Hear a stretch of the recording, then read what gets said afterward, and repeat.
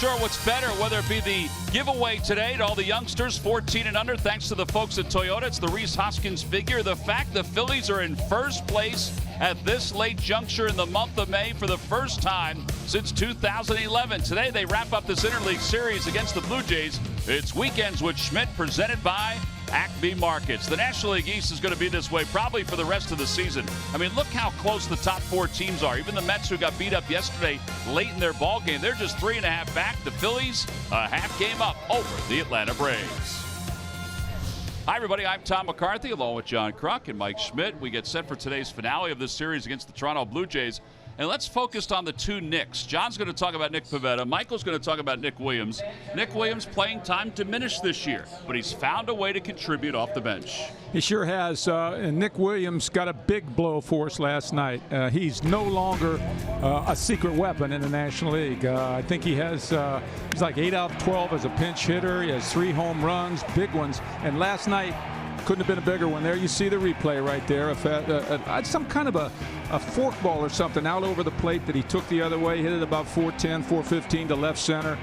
And how timely could it have been? You know, with Nola pitching a no-hitter, comes out of the game. It's a 1-1 ball game, and we really needed to win that based upon what happened the previous night, you know, leaving the bases loaded to lose the game. So, again, I'll say Nick Williams, no secret. And he's in the lineup today against J.A. Happ, a left-hander. So let's see how Nick does. Yeah, Odubel Herrera gets today off, so that means Altair plays center. Williams is out in the outfield with Reese Hoskins, and they'll be behind the other Nick Pivetta. It's been really good. He's the Canadian-born pitcher who's getting a chance to pitch against the team he grew up rooting for. Yeah, Nick Williams, 3 pinch hit home runs. Nick Pivetta's last 3 starts have been nothing short of spectacular. And he has to have seen what Aaron Nola did with this lineup yesterday. And the way he attacked the Braves in his last start, the breaking ball on full display, and he has to do that against his Blue Jays team.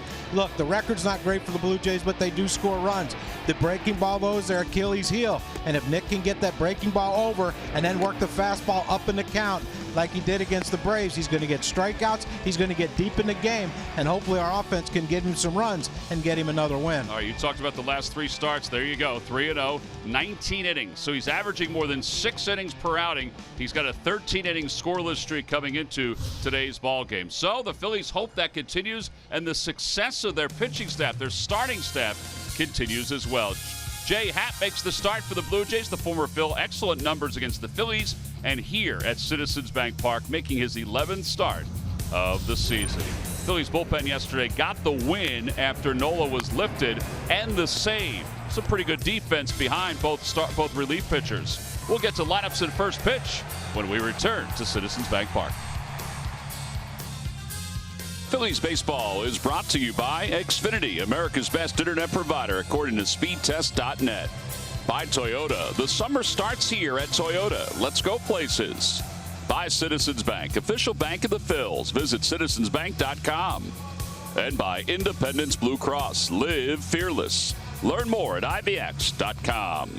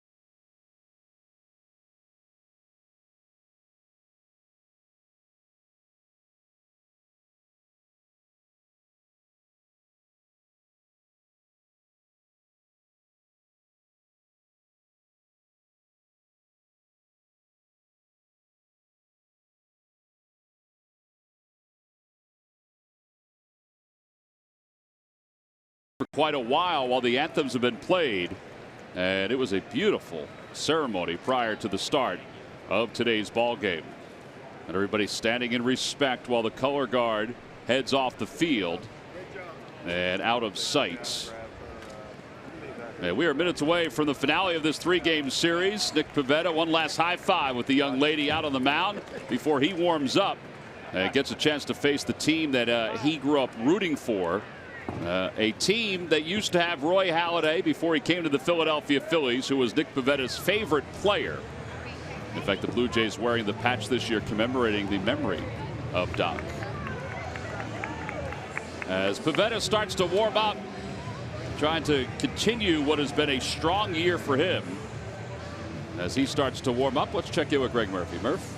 All right, thank you very much, Tom. Well, we start this game in kind of a new territory for the Phils, as we talked about last night. For the first time since 2011, the Phillies start a baseball game in first place all by themselves. They've been tied for first 3 times in the last couple of years, but never alone in first place. They'll start the game today in that spot. Since then, since 2011, 456 and 565 has been the record. So they're off to a terrific start this year. We've talked about it at length, and Gabe Kapler had a conversation about it last night with the media, saying, look, it is a big deal for us. Yes, it's only the later part of May, but if you think that we're not looking at it and realizing that we've accomplished something that hasn't happened here in a couple of years, then you're crazy. We do know it. It's fun for the clubhouse. It's fun for his coaching staff. And certainly it's fun for the fans as well. So they start the game in first place today. How long will it last? Hopefully it lasts for the rest of the season, but that remains to be seen, guys. Yeah, it's one thing that Gabe talked about today is perspective.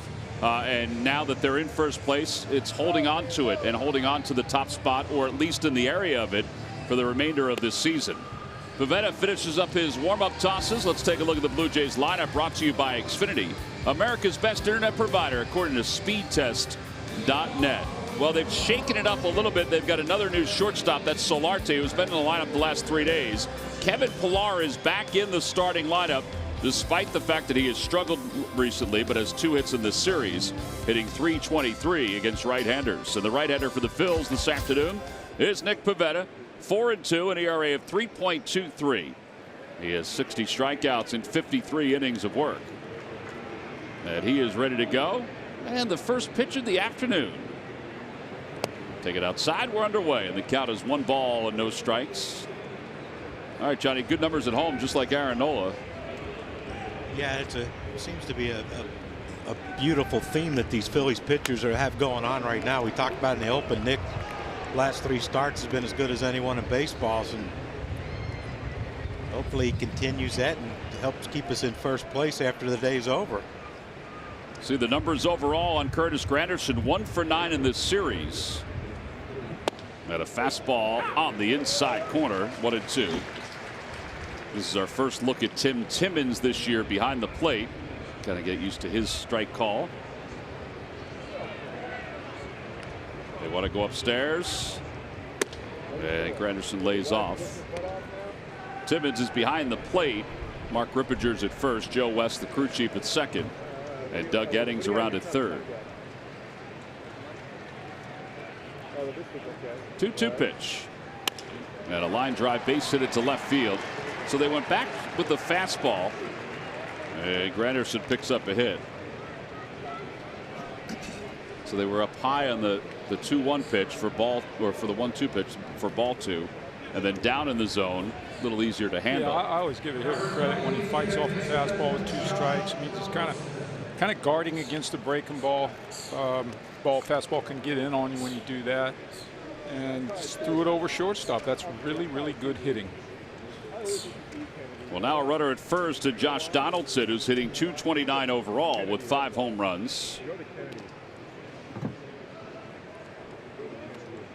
Donaldson has a couple hits in this series, including a double in the first game.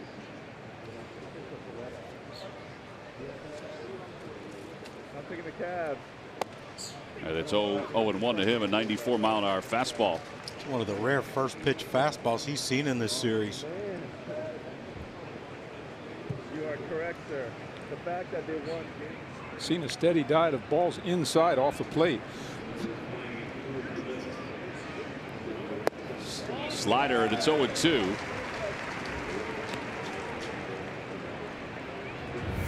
Well, he goes at this like he wants to hit it a long way, John.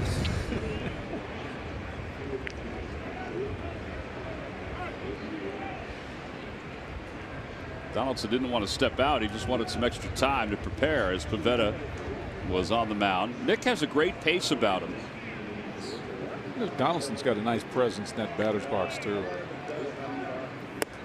Oh, he lays off the high fastball. He almost went after it. Kind of old school, you know. Yeah. He's getting down in there. He's kind of closed stance. You don't see that much anymore. That's why you like him, Mike. Stance. That's why you like him, right?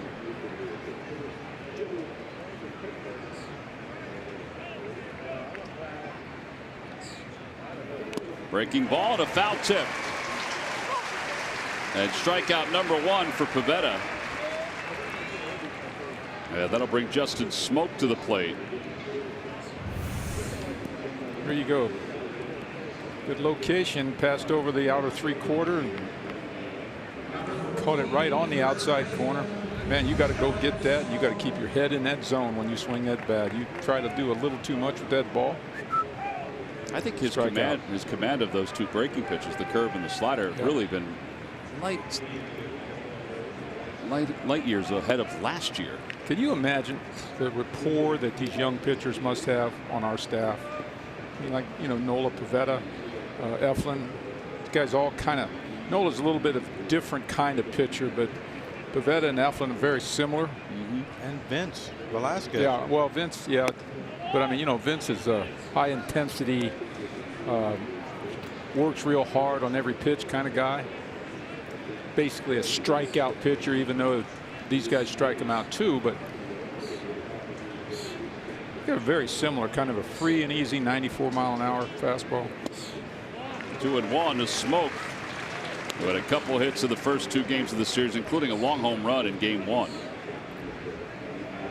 I think it's nice when they build that sort of camaraderie. Without a doubt. And they've been able to do it through the system since they were acquired. Nola obviously was drafted by the Phils. The others were picked up in trades. It's like not that I'm going to compare these guys just yet to the Brave staff, but you know, those guys in the 90s, Smoltz and Glavine and Maddox and Steve Avery, they were all friends, but they all competed against each other. Like, wait, you threw a 4-hit, gave up 1 run. I'm going to try to throw a 3-hit and give up none.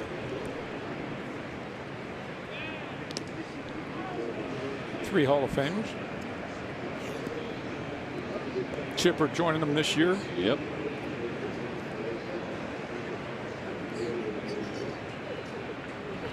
Two balls, 2 strikes to Smoke. Solarte waits on deck. Another throw over, and it goes right on by Carlos Santana. Granderson's going to go to third, so he'll be there standing.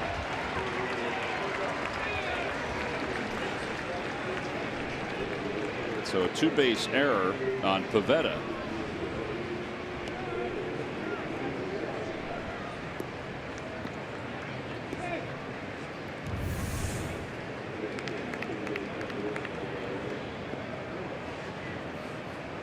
Just pulled it. Yeah, he kind of held on to that one a tad long.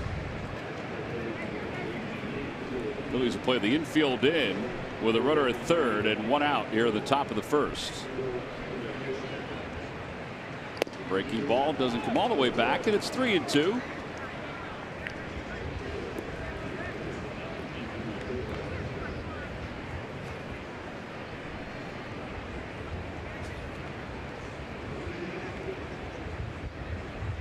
Got him.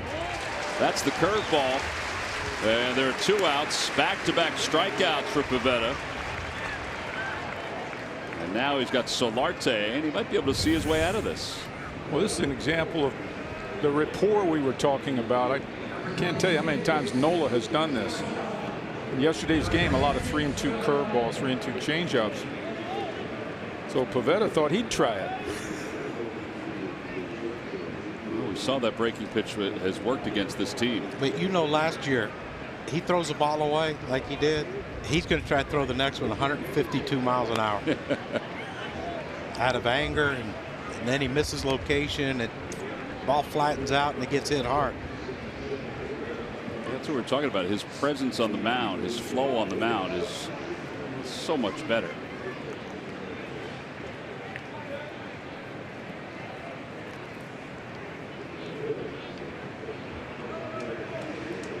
No balls and 1 strike to Solarte. No balls and 2 strikes. So a slider and a curve, and he's ahead 0-2.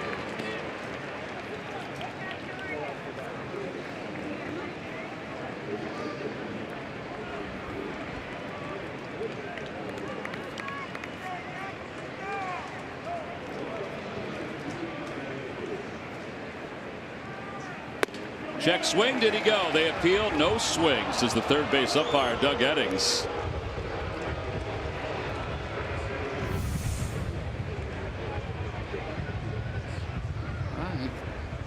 It looks like he held up. We've seen that called. Lesser seen ones it than called. that called.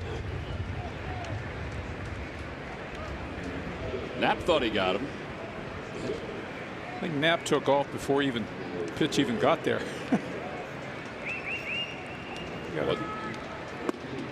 He lays off again. High fastball, 2-2.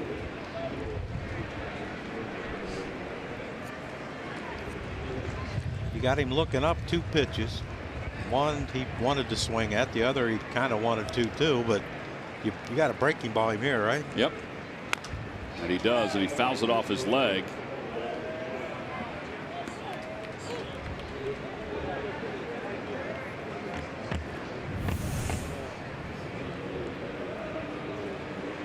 Oh, right off the toe.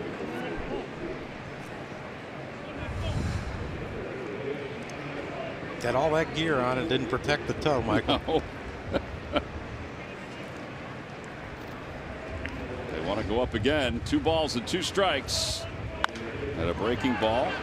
Lifted in the air to shallow right field. Cesar is under it, and the inning is over. No runs, 1 hit. There was 1 error, 21 pitches. We'll go to the bottom of the first. Blue Jays nothing. Phillies coming up.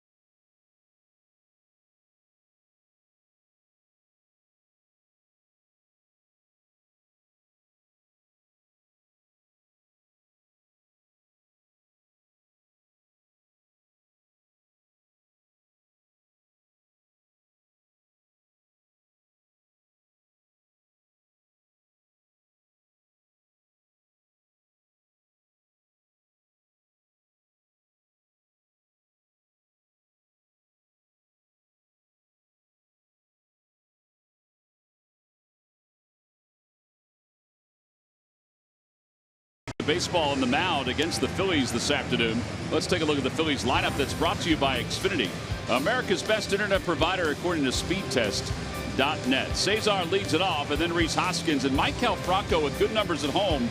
He'll move up to the number 3 spot. Nick Williams does get the start today in right field. Odubel just getting a day off according to Gabe Kapler. They will face the former Phil prospect, who is 6-3, an ERA of 3.97. He is now 35 years old. Where has time gone, Michael? But good numbers for Happ, 71 strikeouts and 59 innings of work. That's a lot of strikeouts. Yes, sir. 71 and 59. Good numbers against the Phillies. You see the pitches, change, slider, curve. He'll work up in the zone. And he also throws fastball a lot. And that's been the case since he first got called up to the big leagues. Fastball, command, and then work everything off of that later in the count. First pitch to Cesar is in there. Happ is lifetime 98 wins, 79 losses.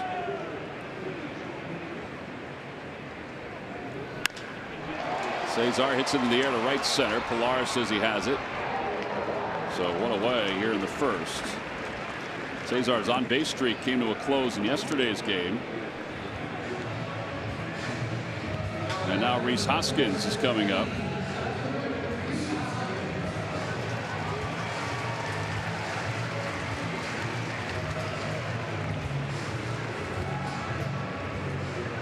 I guess the catcher, when you watch, he has to say hello to all the hitters, right? At least the first time. Well, we've seen a few times. Yadi Molina didn't really say hi to Brandon Phillips until they got into the fight. How about the one that Franco will be coming up next? He hits him with the bat on the shin guard, right? That's kind of standard. Gary Carter, the late Gary Carter, used to say, "How's the family?" No balls, 2 strikes. He could talk to you during the whole at bat. It wasn't just, "Hi, how you doing? How's everything going?" And then you go about your business. It was after every pitch. How'd you miss that one? Yeah.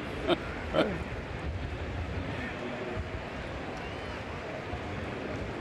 No balls and 2 strikes to Hoskins.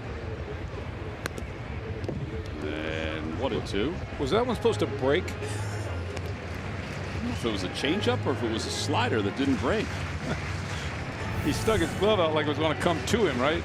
Whoa. That's a slider, right? I don't know. It backed up. Maybe it's the backup slider.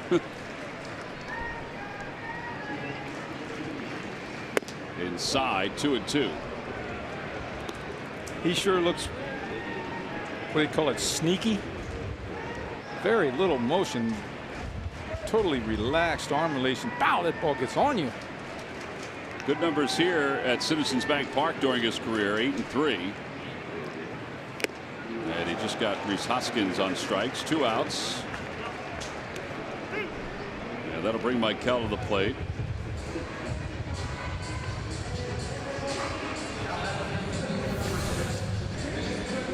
Up underneath it. You're going to see a lot of that with Jay Happ. He's going to elevate. You know, I would think as baseball's progressed into this launch angle swing that he would have more success because he can pitch up in the zone. Yeah, as long as his command is there, which it usually is. I think the pitchers kind of know that's going on. Doesn't take much for them to see that the batter has a slight uppercut. It's going to be vulnerable above the belt. Inside, 1-1.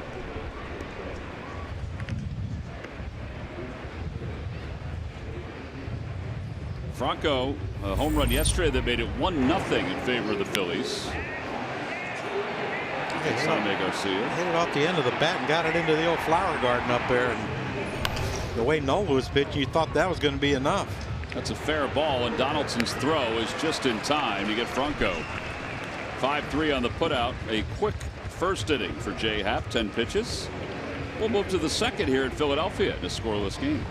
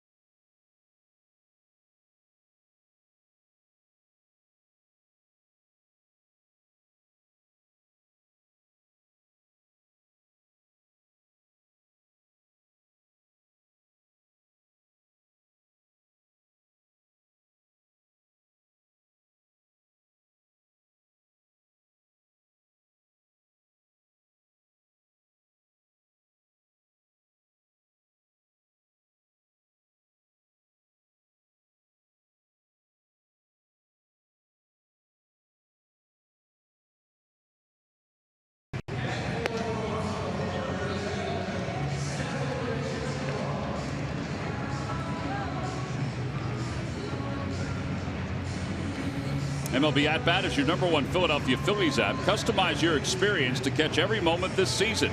Get the Phillies home screen icon and features such as the MLB.tv Game of the Day, pitch tracking, in-game highlights, live radio broadcasts, stats, news, and more. Download MLB At Bat today. We begin the second. It'll be Pilar, Russell Martin, and Dwight Smith Jr. Against Nick Pivetta. And the first pitch fouled back.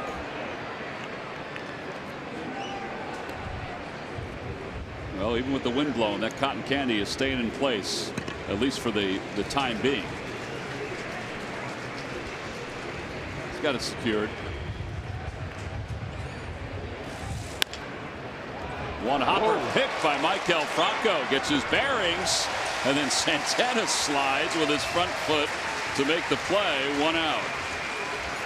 Wow. This is a little slick out there today. Our GMC precision play of the game. Here you go. Yes, sirree. That's a slick play. Great hands, Michael. What do they call this place down there? That's your hot corner, That's Mike. your hot corner. You got it, brother. And I think the ball got over there a little quick for Santana. I think Santana thought it might bounce. Then it had a little extra carry to it. It kind of handcuffed him. All right, so 1 out, and here's Martin, who yesterday became the 7th oldest player to make a start at shortstop.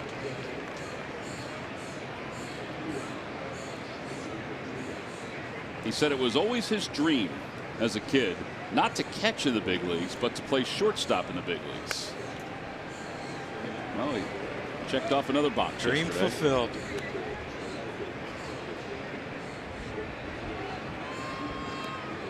Said when John Gibbons asked him the night before if he would do it, he said he was still mad for some reason. And his initial reaction wasn't the best one, but then he realized, yeah, this would be pretty cool. He lays off, and it's 1-2. I think it was after the Angels loss on Thursday, the last game of that homestand. He was not happy when Gibbons asked if he would play short this weekend.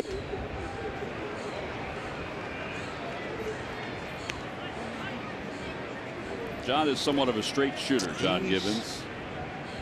There's no gray area.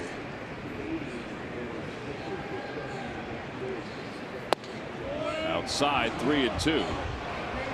A couple of pitches that Nick wanted in that at bat.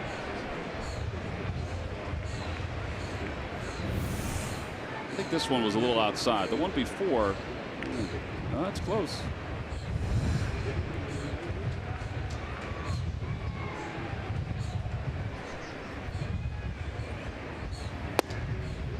And outside again. Same pitch. Give the umpire credit.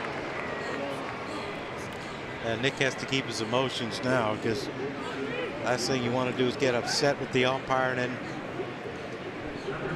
I bet you that one is right on top of the other dot. It did look that way. Oh, here we go. P.J. Wheeler hands. Yeah, that's off the plate without the pitch cast.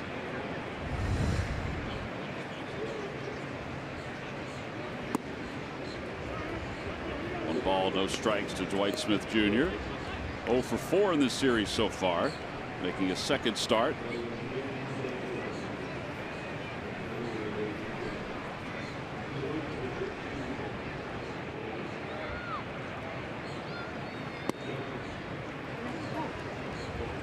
That's a good trip by Knapp. Yeah, very good.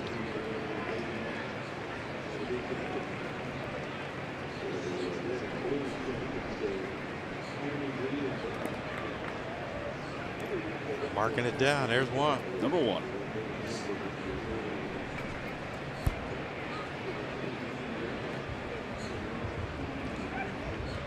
Got 5 left. Has any team gone over? Not that I'm aware. I've not seen anybody go over. Carl? A little low, 3-0. Carl, how would we find that out if any team has gone over? We're going to call Elias. They keep track of that.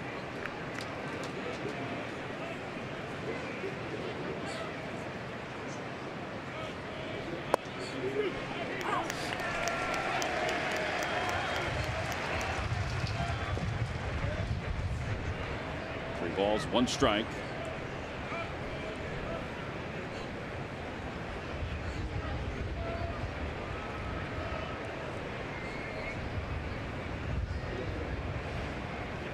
And ball 4. So back-to-back walks issued by Pivetta. And Devin Travis is coming up. Makes that play by Franco look pretty good right now. Sure. Well, that's the thing about Pivetta, is that his command has been so good. He doesn't this year generally walk a lot of guys. In fact, in his last 3 starts, he's walked just 2.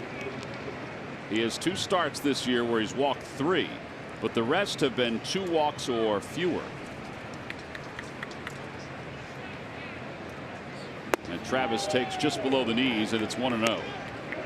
When you start trying too hard to get it in the strike zone, it's harder. You know what I mean? We're just free and easy, and you feel the momentum of throwing strike, strike, strike, strike. And then all of a sudden you miss a couple of times. And you start pressing to throw strikes. Well, there you go. That was a good pitch. I think that's a good pitch just to get him back on rhythm, too. I see a lot of pitchers or catchers, they want a guy if he can't command his fastball. He's struggling commanding his fastball. Throw that breaking ball. Get your mechanics back in line. You would hope for the fastball. And maybe not.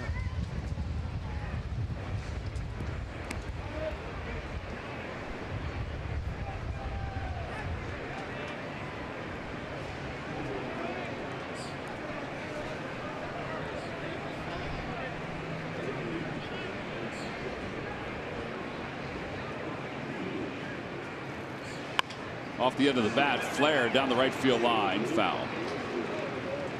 And it's 2-2. Travis was a big part of the plans for the Blue Jays the last several years. He just can't stay healthy. He has a chronic knee problem that the Blue Jays say they're going to have to manage as he moves forward.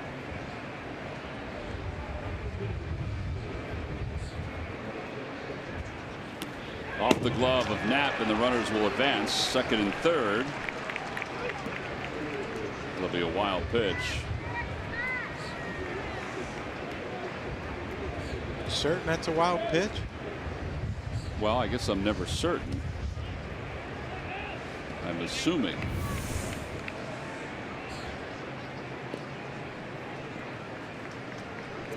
Well, it'll be scored as a wild pitch, probably.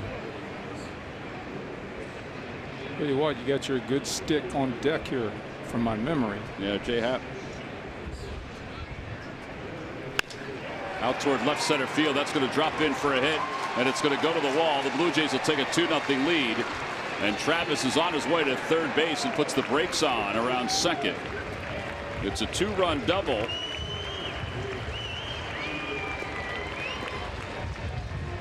And it will bring Jay Happ to the plate. Looked like a 3-2 breaking ball to me from up here. I believe it was. Not a bad pitch with first base open and the pitcher coming up. Although this one hangs up a little high, belt high, right in the middle of the plate. Time you hit a 3-2 breaking ball, it's good hitting. Or a really bad breaking ball. Combo platter. Happ fouls the first pitch off the left side, and it's 0-1. For his career, Happ does have a home run, hitting just 105.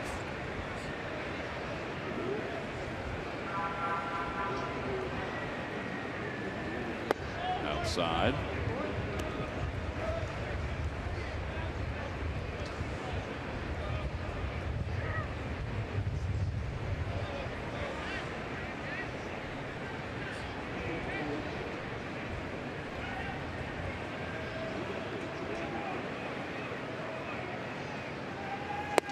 There's a good spot. 1-2. All right, just manage it here. Keep it at 2.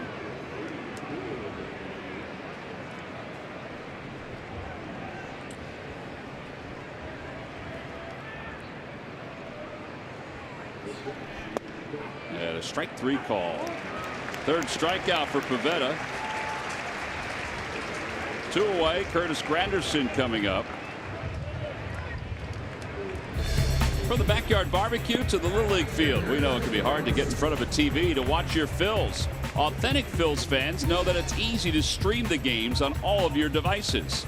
Download the NBC Sports app now and watch the next great Phils moment as it happens. 2 outs, runner at second, and Granderson's up. Takes a breaking ball 0-1. Granderson singled his first time up.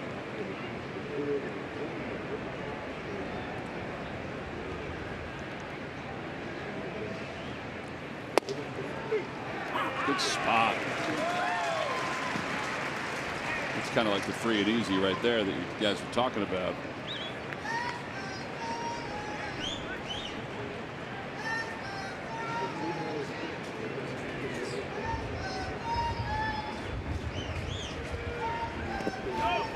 Knapp trying to block that one. Travis on his way to third.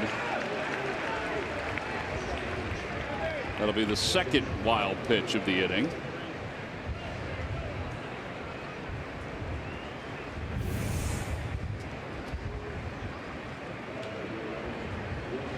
Yeah, nothing Knapp can do about that one. He did everything he could to keep it in front of him. Good read by Travis.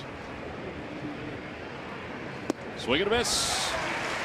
Got him with a curveball. Back-to-back strikeouts. 4 strikeouts in all. For the Blue Jays, 2 runs on just 1 hit. Middle of the second. Blue Jays 2, Phils nothing.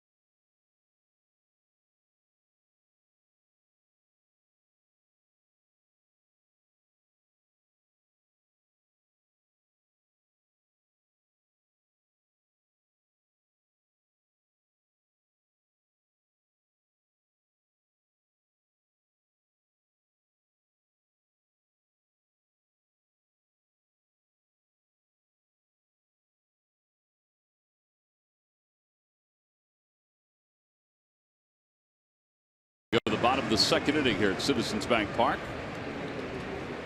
A little different day than yesterday. Hazy and hot yesterday. Today a little cooler and overcast. As Santana leads it off. And Happ delivers low and in, 1-0. Good day to hit. Those flags are moving pretty good out toward left center field. Yeah, I mean you don't have sun glare, shadows on the back pitcher's eye. Popped up. It's smoke and foul territory.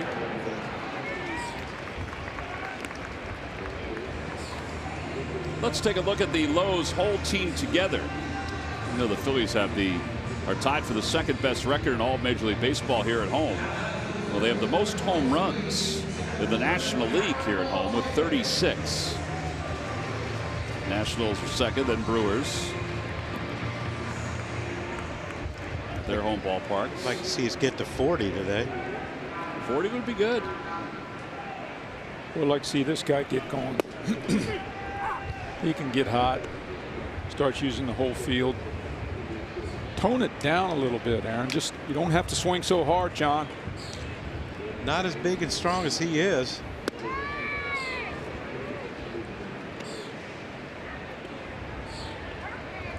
Playing center field today for Odubel Herrera. Dave said this morning that Odubel getting today off, he said, because he's probably going to play every day on this West Coast trip. And then the 3 games in Chicago, there's an off day in there. So he hasn't had an off day. Some rumor that Kershaw could possibly throw this week. Well, this coming week. He threw a bullpen yesterday. Fouled back. I would still think he's got to go out on a rehab assignment, right? Some guys are above that. Some guys aren't. You're right, Mike. But he did last year, right? With the back. I believe so. Nice grab by that youngster. Villanova shirt on. Smart boy. Should have been here the other night with Bark in the Park with Jay Wright. That was cute. Him up there with his dog. Good looking dog. I think he saved Mom. Mom's like, where's the ball? Apparently he's done that before. Like, John, act like you've been there. That's right. Ball 4. Altair walks. Where was Jay Wright sitting, by the way? 300 level with the rest of the doggies. Oh, that's where all the dogs were. Yep. Nick Williams coming up. He provided us with our Geico quote of the day on the Phils being in first place. It's early, but I think it's well earned. We've got a great group of guys, young guys, hungry. These guys love winning. It's addicting. Well, his 3 home runs at this point, the most since '09 by a Phillies pinch hitter. Matt Stairs had 3. His home run yesterday is part of our giant home run replay. All just stayed out there, didn't it, Michael? Like it backed up, like it, whatever the pitch. Well, we still don't know what the pitch was. They said it was a cutter, was. but didn't look like a cutter. 1-1. Well, that quote reminds me of an old minor league coach I had, Clyde McCullough. Winning is fun, and fun is winning. Man, a few words. Very profound. But you don't forget them. That's right. There's something about winning in second better than coming in second. Something. Well, that is true. Outside, 2-1. Nobody remembers the runner-up. Something like that, yeah.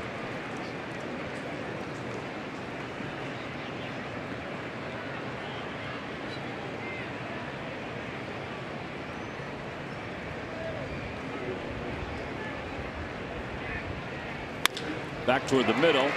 Ooh, flag down by Travis. Awkward throw to second for 1. That's all they'll get. That's a good play. Tremendous play. I thought we were going to get a little round the back toss there, to tell you the truth. I thought the Phillies were going to have first and third. But I did think the same thing, that once he grabbed it, he might flip it behind his back. You and I did. Right there. You and I threw it around the back right there. But he didn't. Yeah, he might have thought, okay, left-handed hitter who can run. Yeah, why not just take this and take this one out and get out of here? And you know, Solarte's lucky he didn't throw it away, because Aaron was bearing down on him. Yeah, but nowadays you're not allowed to take him out, right? Well, you can slide to the base. If he's in the way, so be it. But you can't roll. You can't pop up into them. Kingery 221 on the year, 2 for 4 in the series. Kind of like the quarterbacks now in the NFL. Can't touch them. How about those white shoes we're featuring there? That's a new one.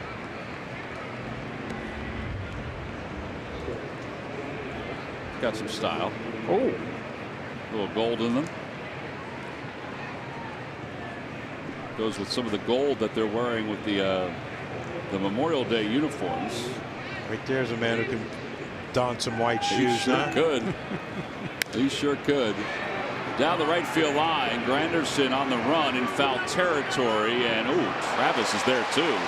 And it slides past him, or he slides past it.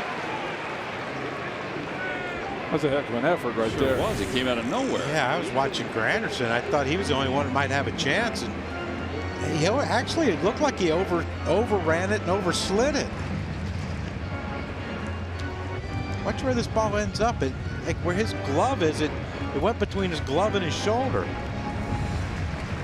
It's nice that padding on those fences. We never had that when I played. You bang some kneecaps down there on those fences. 1 ball and 2 strikes to Kingery. And Williams draws the throw.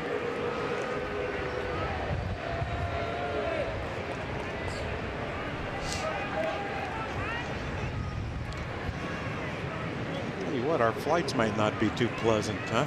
The takeoff might be a little bumpy. A little rough. Well, your landing in Florida might be bumpy too with what's going on there. Yeah, tropical storm. Fastball and a strike 3 call. Second strikeout for Jay Happ. No runs, no hits, and 1 man left. Well, the Major League Baseball amateur draft is coming up. Let's go to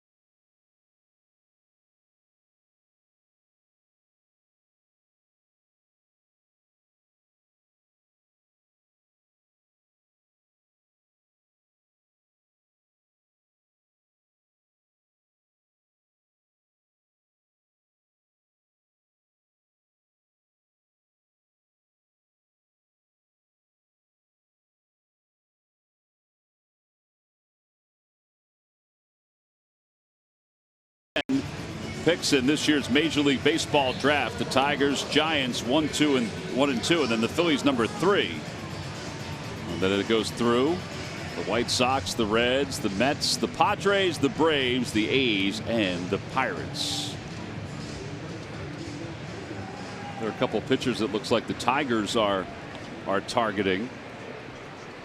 Well, we were watching a game yesterday, and they showed like the top 30 prospects, top amateur players, and if they're as good as everyone says, especially the pitchers that these scouts have, I don't know if anyone will ever get hit again. Yeah, diving stab by Cesar. He lost his glove, and the baseball is right next to it, so that'll be a base hit for Donaldson.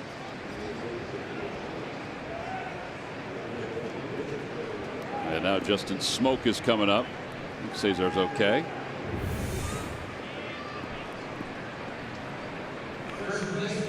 You know, sometimes I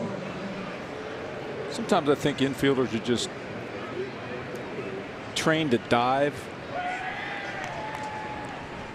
Even if he catches that ball, he's just going to have to get up and keep it. He's not going to be able to throw to first base. And you know, when you dive, sometimes you risk hitting the ball and knocking it away from you far enough for him to go to second. You know, I mean, you dive and you punch the ball somewhere.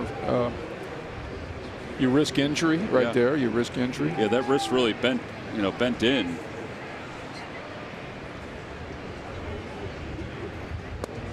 Outside, 2-0 to Smoke.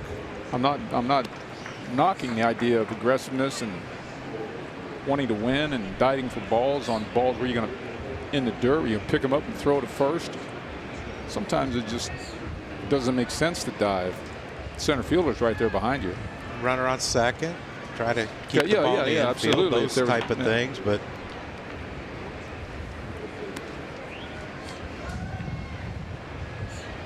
tell you what, he's lucky.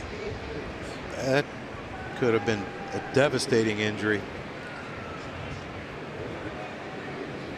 Yeah, you saw the reaction from Kingery as if, because he saw it too. Outside, 3-1 is Smoke.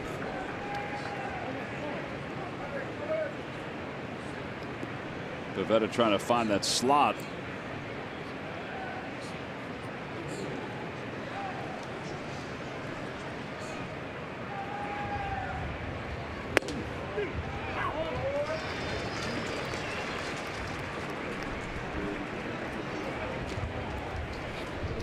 It's one of those borderline high pitches that by the book is definitely a strike. By today's standard for strike zone, batters think it's high.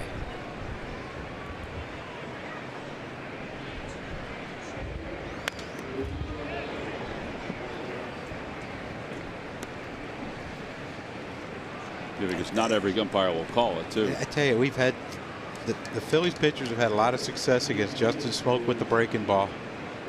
And you just see it right there. 3-2, he gets a fastball, and he swung at it like he was swinging 3-up. You got to come back with a breaking ball. Looks like that's where they're going to line up. And it is a breaking ball punched foul.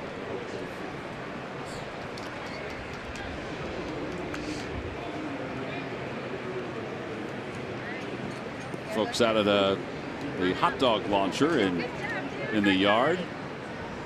Let's see what you got, big boy. Load up that hot dog. He's ready. Swing and a miss. 96 on the four-seamer. 5 strikeouts for Pivetta. All right, let's go, John. Time now for the Ram Truck Stump the Fans trivia question. Log on to Phillies.com, go to the fans section for all the information, and please submit your answer on the subject line. Guys, the question is, what pitcher is the Blue Jays' all-time leader in wins, complete games, and shutouts? The answer will be revealed a little later on. Attaboy. Smitty has some experience with that, the hot dog launcher. I did it once, yeah. The thing's, My son was with you on the right. cart with you out right. there. Because we lost him. We lost him.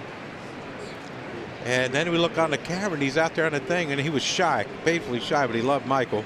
Still does. Over to second base. Tough flip handled by Kingery. Plenty of time to turn the double play. Franco looked like a seasoned shortstop yesterday. 4-6-3 double play. On to the middle of the third.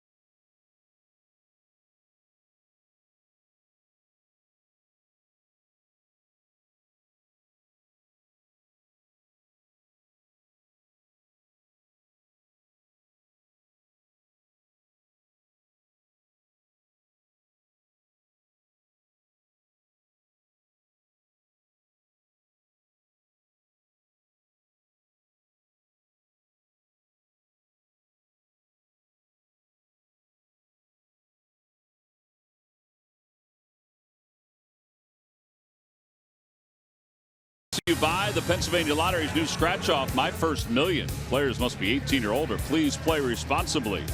And buy your local Ford store. Check out every new Ford car, truck, and SUV crossover at buyfordnow.com today. Phillies are off to Los Angeles after this ball game. Hopefully when they come back, we can totally put away the turtlenecks and everything else. You might need them in San Francisco. Yeah, it does look like it's going to be a little cool. I know Murph was fretting today because he forgot his red pullover. The pullover with the red, white, and blue P on it. Oh, did he? Yeah. Knapp pulls it foul. He's having tough time this year with his clothes. It's been a struggle. It's been a struggle for Murph, and I should give him Sarge's number. Sarge always had a good plan. So I didn't forget the jacket.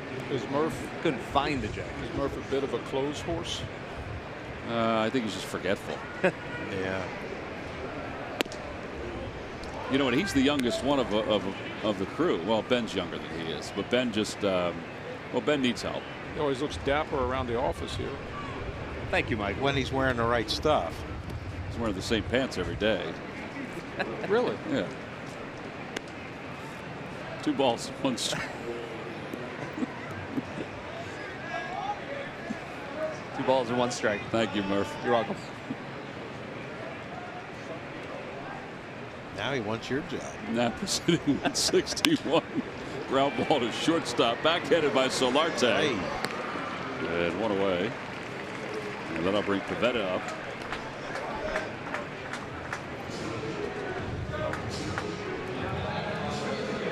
Pavetta hitting 188 this year. He and Jay Happ both have a tie to the late Roy Halladay. Jay Happ's tie to Roy Halladay is that he was a rookie when Doc was here for the first time. And if you talk to Jay, I mean, Doc loved Jay Happ. And he sort of followed him around, and the conditioning that Roy put in, Jay picked up on and followed it. And I remember when Jay Happ was traded to Houston, the then pitching coach for the Astros was the former pitching coach of the Blue Jays, and he called Roy and said, "What am I getting?" He said, "You are getting one fantastic, first of all, young man, and a guy that has a world of talent and has a work ethic that is through the roof." And I think that's part of the reason why Jay has been successful. I mean, he has natural talent, but he's also put in the work over the years. And then for Pavetta, who goes down on strikes, well, he grew up idolizing Doc from Victoria, British Columbia, and actually got a chance the year before Doc passed away to meet him, or the spring before Doc passed away, to meet him at an event in Clearwater. Kind of followed him around, was trying to get his attention. Doc knew he was there and knew that he had been a fan of his. I don't mean to get into the middle of your story, but that's kind of the way I was around him. Around Doc? Yeah, I kind of followed him around. I was hoping he'd see me. The guy has this mystique about him, right? Yeah. He, you know, it was an amazing guy. You know, of course, I knew Carlton real well, and they were similar in the way they handled themselves in the middle of starts. You know, yeah, the work ethic was through the roof. Well, anyway, that night at one of the events in Clearwater, Nick got a chance to meet Doc and talk to him a little bit. So folks wonder about Halladay and, you know, what his pedigree is as a pitcher. I mean, it's on paper, but there's also the things that he has done, that he did off the mound and was continuing to do even with the Phillies before his untimely passing. Well, you look at A.J. Burnett when he was in Toronto. He had his best year probably ever, right? So, top 2, I would think. Got him a big contract with the Yankees. It sure did. Yeah, Charlie Morton imitated Doc's windup, and so excellent point. You know, there's so many guys that trying to be like him or being around him got better. So that tells you something about him as a person. 3-2 is swung out and missed. So back-to-back strikeouts for Happ. He has 4 in today's ball game, and the Phillies go down in order here in the 3rd. We'll go to the 4th inning. It's the Blue Jays 2 and the Phillies 9.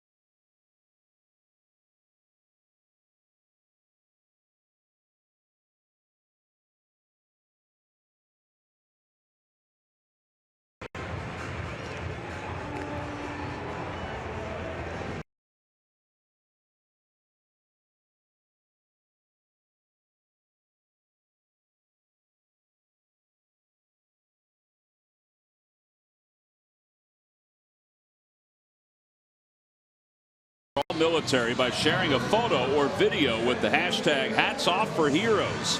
For each post, T-Mobile will donate $1 to support veterans. Well, we go to the top of the 4th inning. It's the Blue Jays 2 and the Phillies nothing. It'll be Kevin Pillar, Russell Martin, and Dwight Smith Jr. against right-hander Nick Pivetta. Pivetta so far has allowed 3 hits and 2 runs. He has walked a couple of batters so far. And the first pitch to Pillar is outside, 1-0.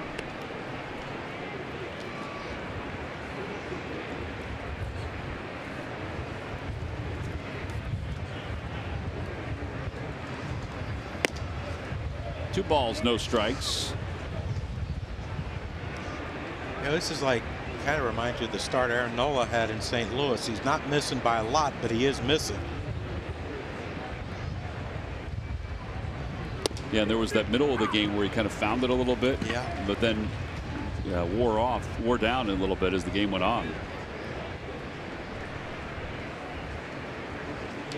Talked to Gabe today about Nola's outing yesterday and about the potential for a no-hitter. And he said, you know, it was going to be tough for him to get the no-hitter. He said, honestly, he said the way his pitch count was trending upward, he probably wouldn't have pitched past the 7th inning if his pitch count was at 120 like it was, you know, or it was starting to go toward. And a line drive caught by Santana. Well, that's 2 bullets Pilar's hit in this game. First one that Franco picked. Yep.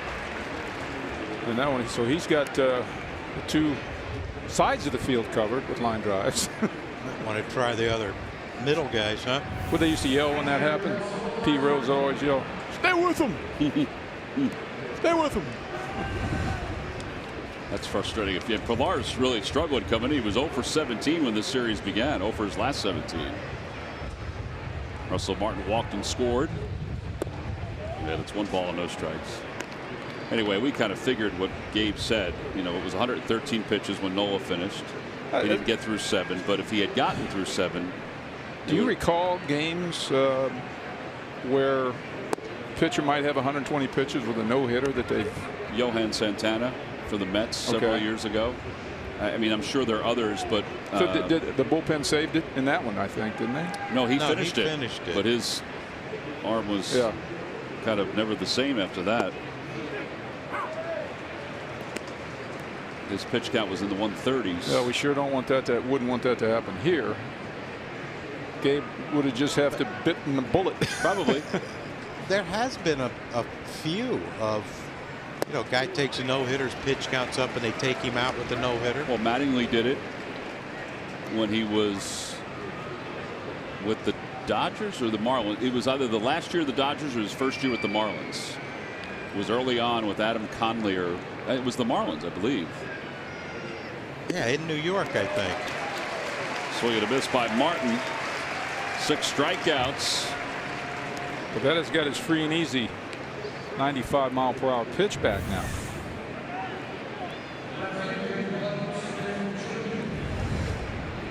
Thing got a little hop on it when it's up in the zone. And now Dwight Smith Jr., who walked and scored his first time up.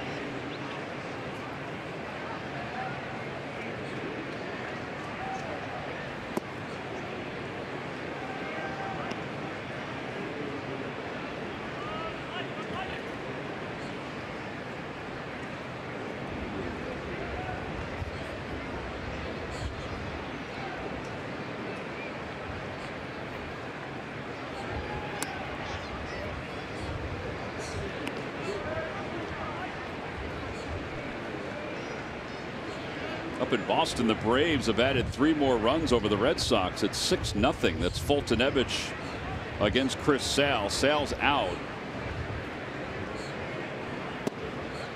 at the knees, and it's 2-1.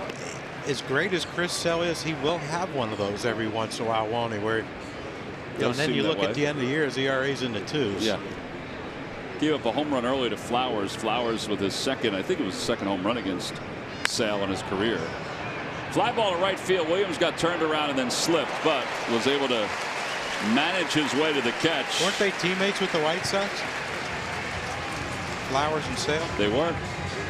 Nothing across for the Blue Jays. Time to get yourself a Tony Lukes there, Johnny. Hello.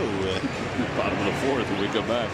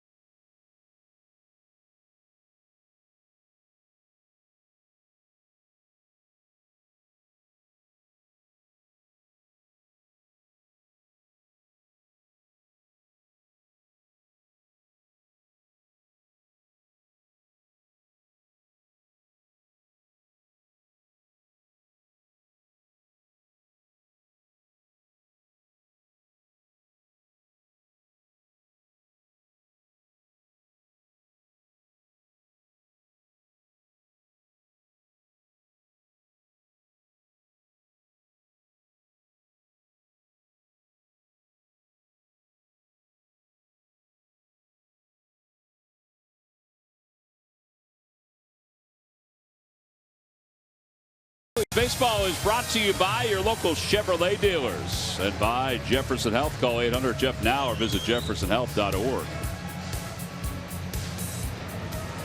While you keep an eye on things out in Ashford Alley.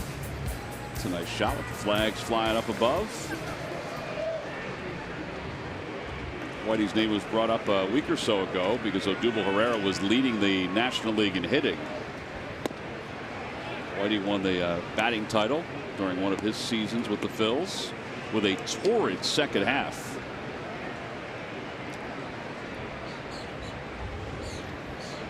See his lifetime average. Hoskins lifts it in the air, foul territory on the first base side. Russell Martin is over and makes the catch. He stayed with it, came back to him. And one out here in the fourth. Oh, that thing spun back. That was out over the stands at one point. It kind of, that's what those foul balls do. They kind of spin back toward the infield. A little bit of a snow cone there, Russell. That's what they call it when the ball sticks out. Ready to pop out of the glove. Michael Franco grounded out to third his first time up. A little high chopper. One of a few curveballs thrown today by Happ.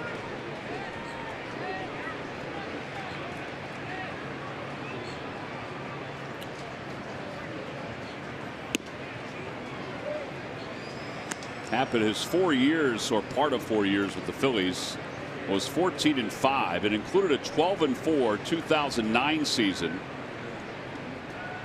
That's when he was second in the Rookie of the Year balloting.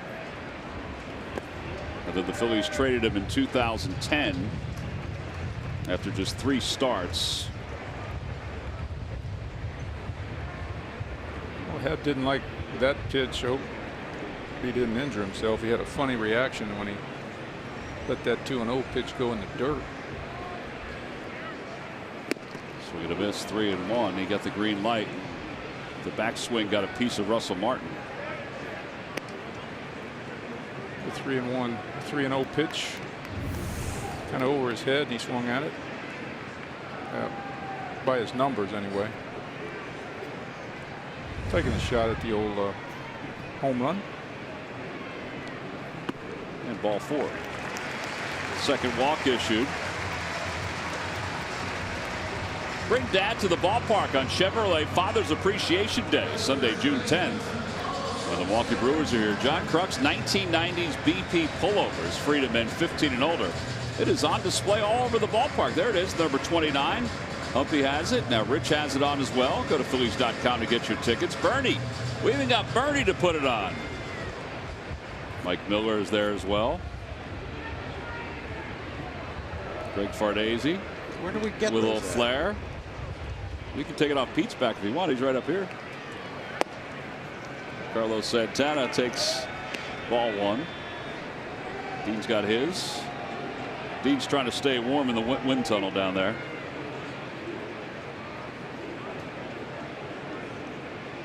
How many do you want, John? Well, my kids wouldn't wear one. There's a line drive to left field. That's the first hit of the day for the Phillies. And it puts runners on first and second. There we go. Get the ball rolling now and get that 0 off that hit column.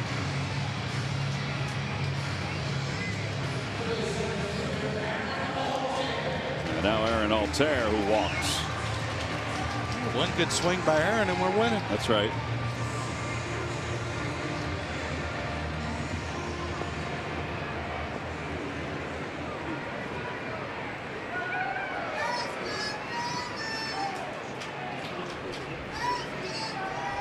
Aaron is 0 for 5 in this series with a couple of walks. Ooh, that one's low. Tip Timmons is hearing it from the Phillies dugout. John Maley said something to him.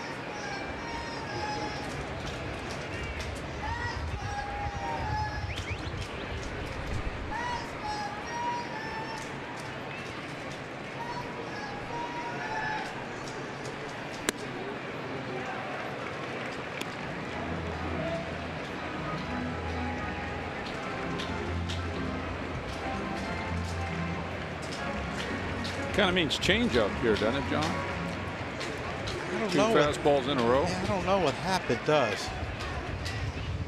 Something off speed.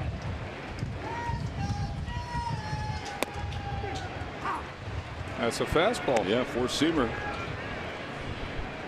And now 1-2. We can't figure it out, John. I think Aaron was thinking along with you. These guys are sitting up near Harry the K's. They'd like a long home run right now.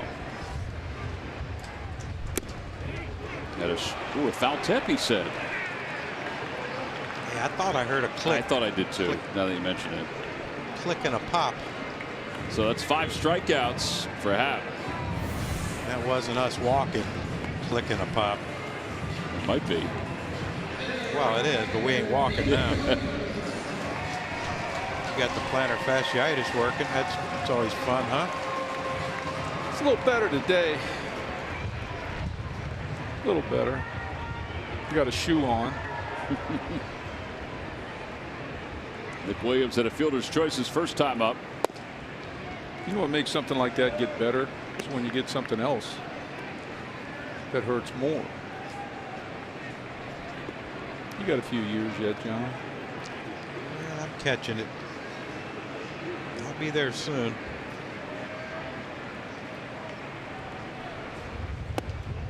2-0. T-Mac got a nice blood blister. That was nasty. Still have it. You didn't pop it? I did. Filled back up again. These are all things that the fans out there want to hear. Well, 2-1. That was borderline. Tough 2-0 pitch. There we go. Little rally dance. She's moving without any problems.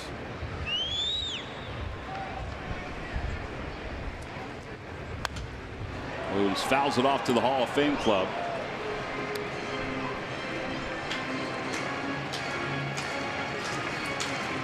And it's now 2 balls and 2 strikes. Boy, if the Fanatic only saw her.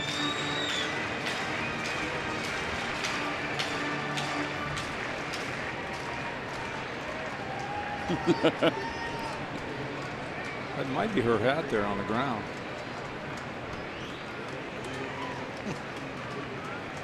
Williams, a swing and a miss on a 93-mile-an-hour fastball. 6 strikeouts for Jay Happ. Well, the rally dance looked good. It's going to work at some point, honey. So keep it going. We'll go to the 5th.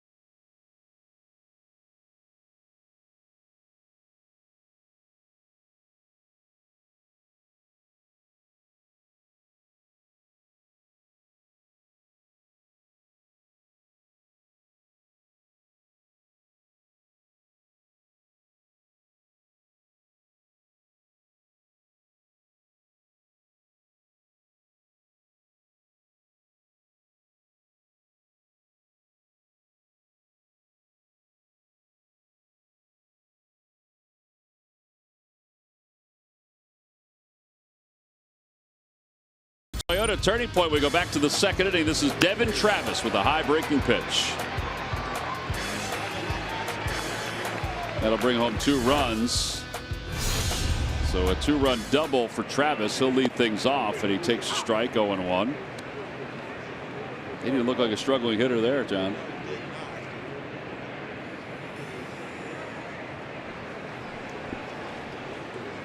We'll take it though. Or he'll take it. We don't particularly care for it. That's right. Yeah, he's been struggling. They sent him down and he didn't hit down, so they brought him back up. Well, we talked about it yesterday. Their middle infielders have been so banged up, particularly shortstops. They've had 7 different starting shortstops this year. That'll handcuff a team.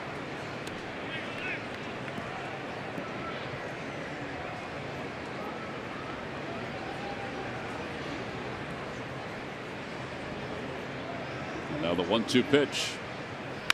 Opposite way. That'll be another base hit for him. Well, you can tell this kid's got great actions up there at home plate. Lined that 3-2 breaking ball. First at bat, and there he takes a fastball to right field. Impressive. Here you see the pitch. This ball's a little up. Boom. Boy, you got to get up level with that thing.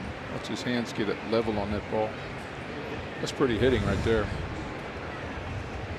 And you uppercut that one, it's either going to go foul, straight back foul, or it's going to be a pop up to someone not very far away from you. Jay Happ struck out looking his first time up. This is only a 2-0 game here in the top of the 5th inning.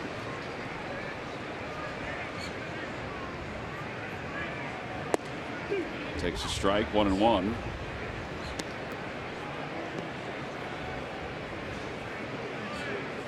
Luis Rivera laying down the signs. It's interesting to see Happ taking that pitch on was a very buntable pitch, but then he looked at Travis like maybe Travis had the steal and missed it. There he goes. Pitch is taken low. Throw to second base is in time. Well, he got a heck of a jump. I don't know what happened halfway there, but I think the Blue Jays will take a peek at this. Travis thought he was safe. I mean, he got a run and lead on this. Wow. Got another catcher can throw people out here. Looks like a great tag. Either that or a bad slide. He slid it early. Look, he's got his head in the dirt. Boy, it looks like his hand is there. Maybe they thought he got him on the hand before he brushed past. Right. You got to give Kingery some credit. That was a tough ball to handle for the tag. They are not going to review it. So caught stealing for Knapp. And it's 2-2 to Happ. Boy, that changes that inning. Yes, it does.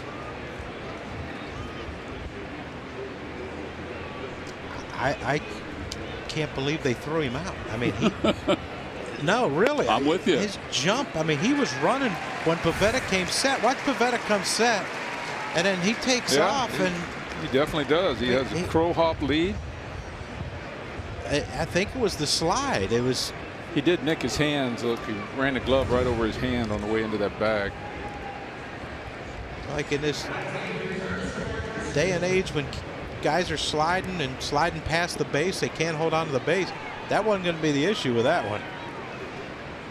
I mean, he was pretty lucky because it's wet. He got to the base. Yeah, you're right. Granderson takes a breaking ball. I guess it was around the plate. And it's 1-0. 1 for 2. He had a single his first time up, struck out his last time.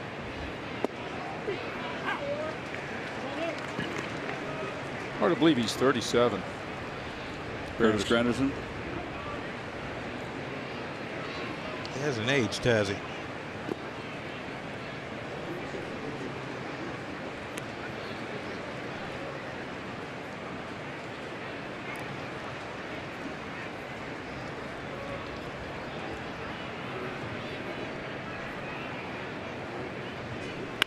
Pulls that one right into the shift. And Cesar takes it on the short hop. No runs, 1 hit, and nobody left. Middle of 5th inning. Yeah, it's kind of a cloudy day. Phillies down 2-0.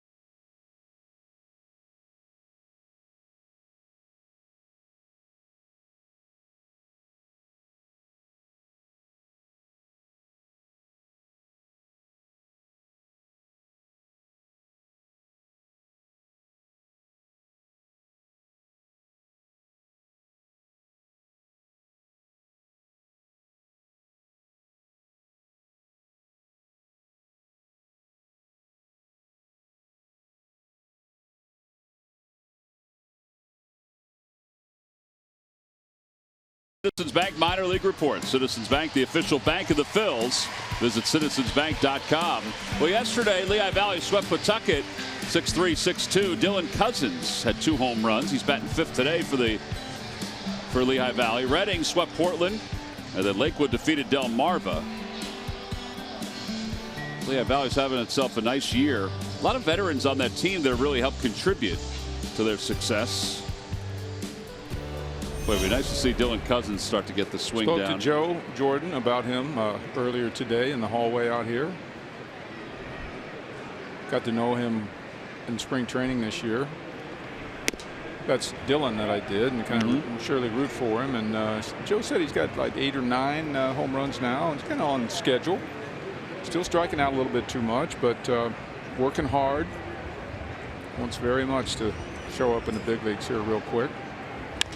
Down the right field line for Kingery. If that's fair, that's an extra base hit. It's fair by a wide margin, and he's going to at least get to second base on that one. So a leadoff double. There we go. The ball hard the opposite field. Love to see that. Look where this ball is.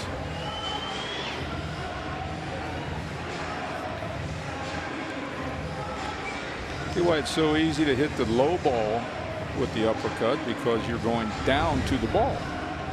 And it's so hard to hit the ball when it's up in the strike zone because you're coming up underneath the ball. But your eyes tell you to take a swing at it. Yeah, we love them low. Knapp is 0 for 1. He grounded out to shortstop his first time up.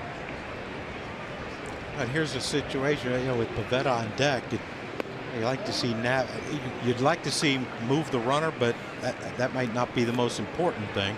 I look at that scoreboard and I see 2-0. It sure would look a lot better to me if it were 2-1. Oh, absolutely. But can you depend on Pivetta if Knapp gets King 3 over? You know the old saying about how many more ways you can score from third.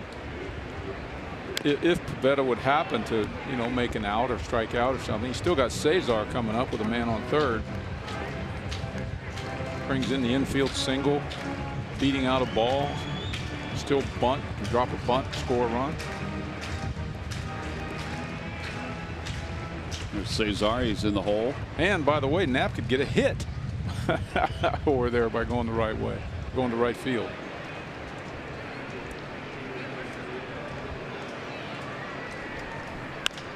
Popped up, foul territory, first base side. Smoke is over, and he's going to have room to make the catch. Well, the official Memorial Day cap being worn today by the Phils is available in the on-field 5950 flex fit adjustable women's and kids styles. So all of those styles are available at the Majestic Clubhouse store. Open daily from 10 a.m. until 6 p.m. Take a look at the hat the players are wearing. There's the 5 stars on the side for the Phils, representing the 5 branches to the military. A little bit of a fatigue, and then 4 stars for the Jays. They have 4 branches of their military represented.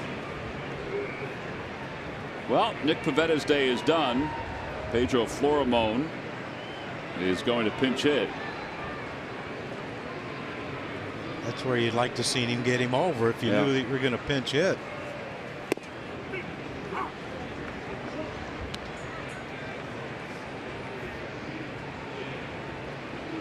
Florimon on the year is hitting .273. See his pinch hit numbers. He still is without a hit as a pinch hitter.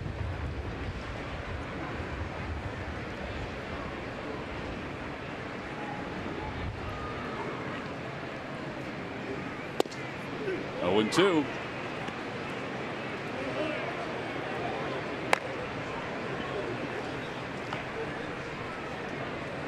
Tommy Hunter warming up.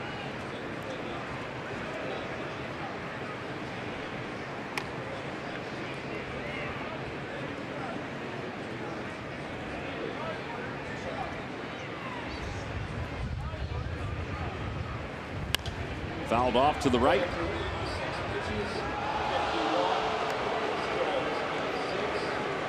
Up to the upper deck where you get a great view of what's going on down on the field. Not a bad seat in the house.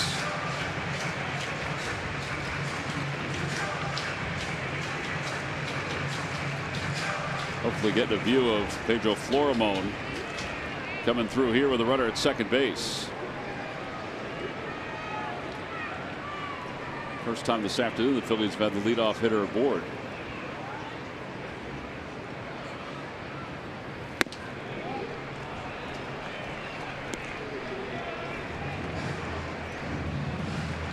Not a lot of emotion shown by Jay Happ, is there?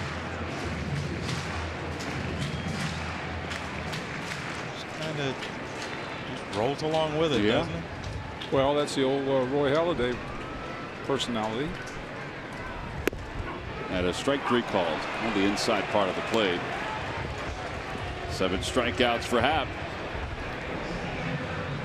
Yeah, Jay has just always been sneaky with that fastball. From a single room to an office overhaul, WB Mason and the Hahn Now program has you covered. Hahn Furniture provides beautiful options for every part of your office, and WB Mason provides it all at amazingly low prices. All in service means you don't have to lift a finger. Who but W.B. Mason? Cesar is 0 for 2. And he pops it up. On the infield. Oh, man, Devin Travis, I guess, called off Donaldson. And at the last moment, it became a little bit of a heart pounder as Donaldson pounds his chest. Right there, he says he's got it. And then eventually he did. Phillies leave one in scoring position.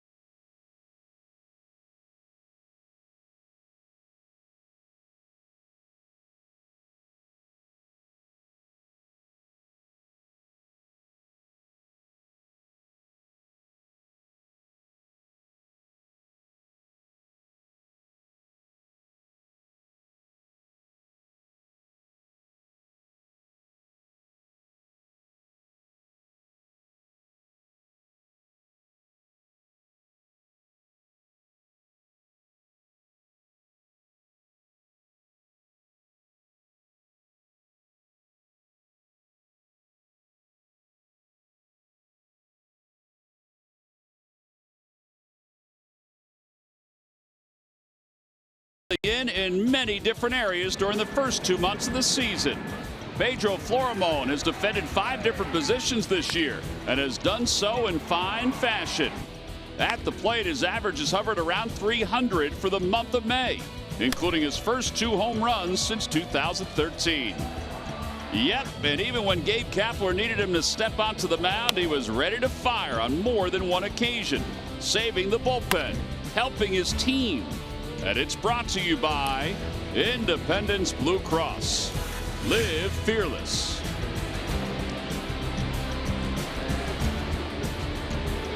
Well, after Pedro Florimon pinch hit for Nick Pivetta, it means the bullpen is up.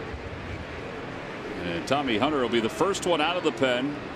Hunter pitching here in the 6th inning, facing Donaldson, who's 1 for 2. Pivetta today, 5 innings, 4 hits, 2 earned runs, 2 walks, 7 strikeouts. He had 13 swinging strikes today. Just that 1 inning. He walked a couple, and then the big double to Travis. And then got the next 2 guys on strikeouts. 1 ball and 1 strike to Donaldson.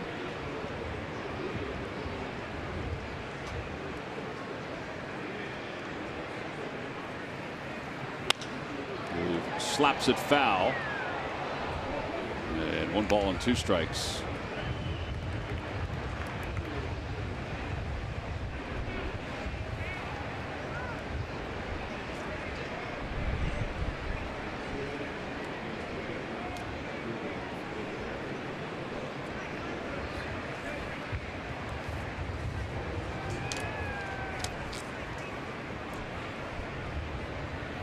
Swing and a miss. 95 on that fastball.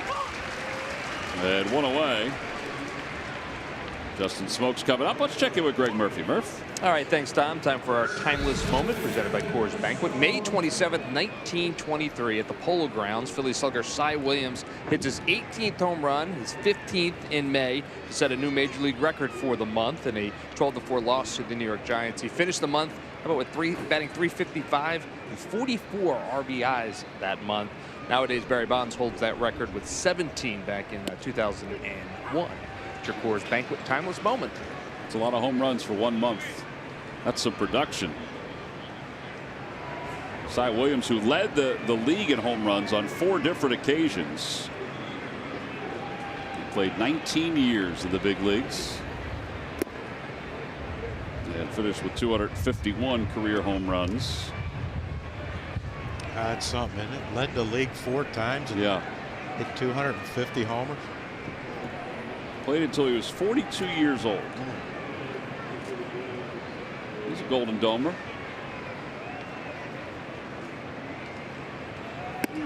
He led the league with 12, 15, and then with the Phillies in 23, he led the league with 41 home runs.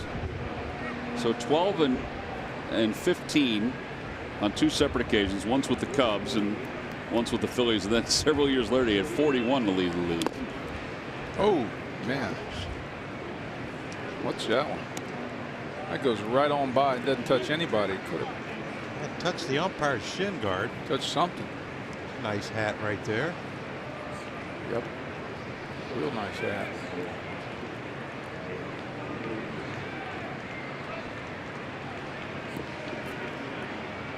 Very patriotic. Yeah. Inside, ball 4.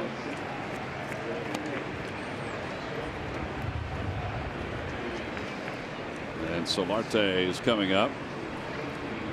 Time to plan your next visit to the ballpark to see the Xfinity fireworks shows. Friday, June 29th and Saturday, June 30th. Both of those are night games. One's at 7:05, the other's at 6:05. Go to Phillies.com to get your tickets. So you get the Phillies and the Nationals, and then you get the Xfinity fireworks show here at the ballpark.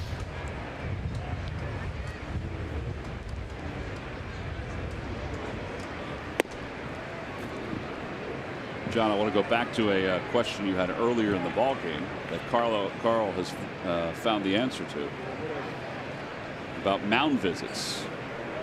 The Yankees used 8 visits in a 14-inning game against Baltimore on the 6th of April. You don't get any extra for extra innings? Line drive base hit for Solarte.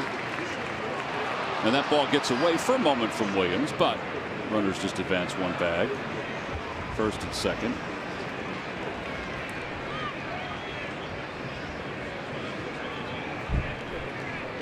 Well, you get 6 for a regularly scheduled 9-inning game, so the Yankees must have gotten some additional for that 14-inning game.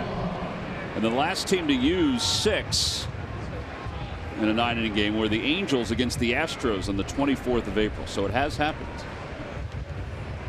Well, we need to can the 14-inning game. I don't think we can count that as an official. All right, well then the Angels and the Astros, the last one that it took place in April. What's the penalty for going over? I don't think you can. They just pull you back. You say get back? No, Yeah. no. You can ask for a visit if there's a cross-up or if there's an injury. What if you just walk out halfway and you yell at him and tell you what you want to tell him? Well, there are fines that Major League Baseball will give you, undisclosed ones, but nothing in game that will happen. Line drive caught by Franco. Pilar, stay with him. Well, that's his 3rd one. No. Oh boy. 3 line drives after an 0 for 17. Oh, he hit a double Friday. Yeah, he has 2 hits in the series. He had 0 for 17 Friday. coming in. We'll take it.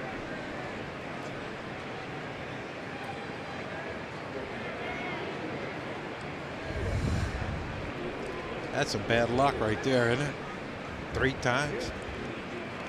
Russell Martin walked and scored his first time up and then struck out his last time.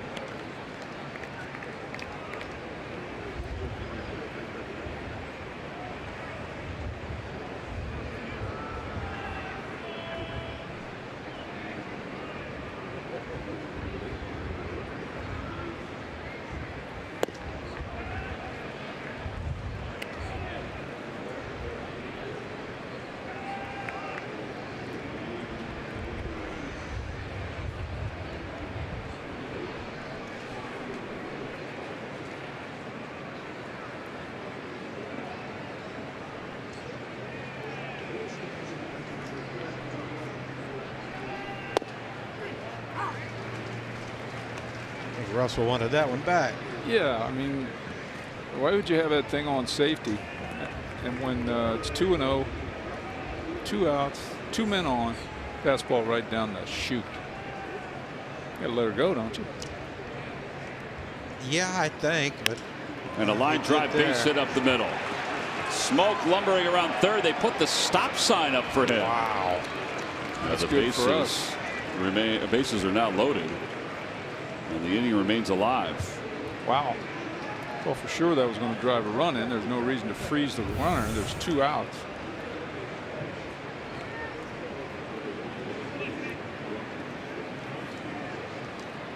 Must not be too fleet of foot. No, he's definitely slow.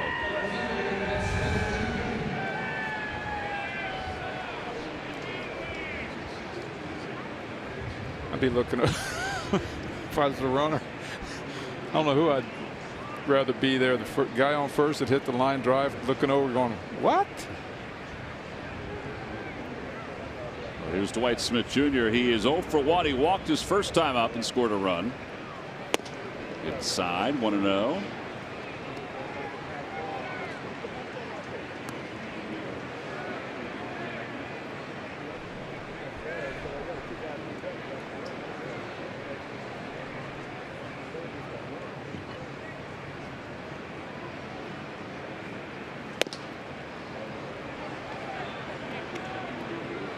Rick Kranitz going out to chat with Tommy Hunter.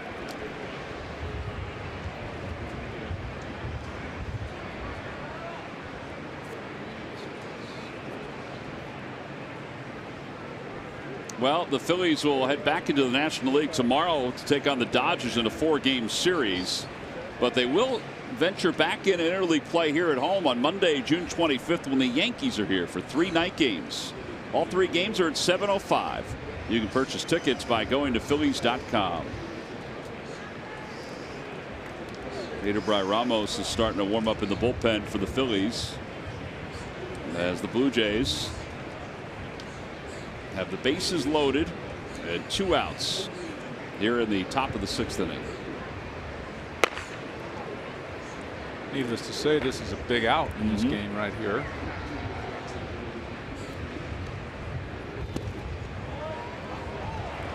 They missed, I guess, low and in, and now it is 3 balls and no strikes.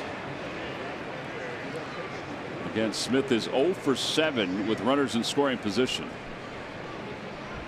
If he's not taken here, I quit my job. Got to be taken.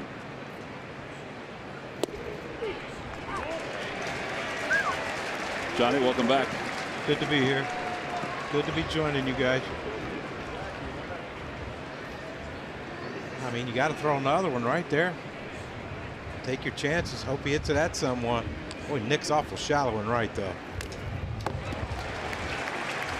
He lined one out to Nick the last time he was up in that general vicinity.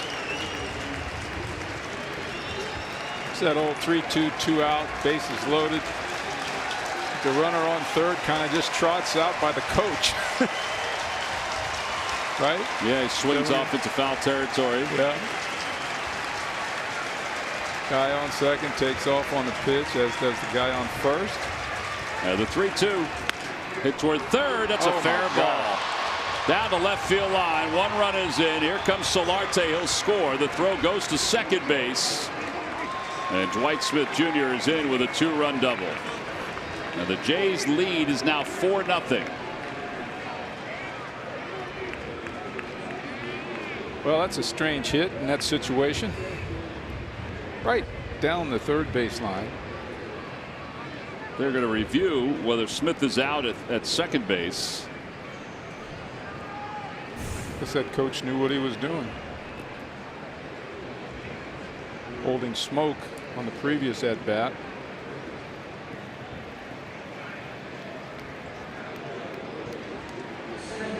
Yeah, he got to the bag, then maybe he slid off for a moment. Nope, he hang on.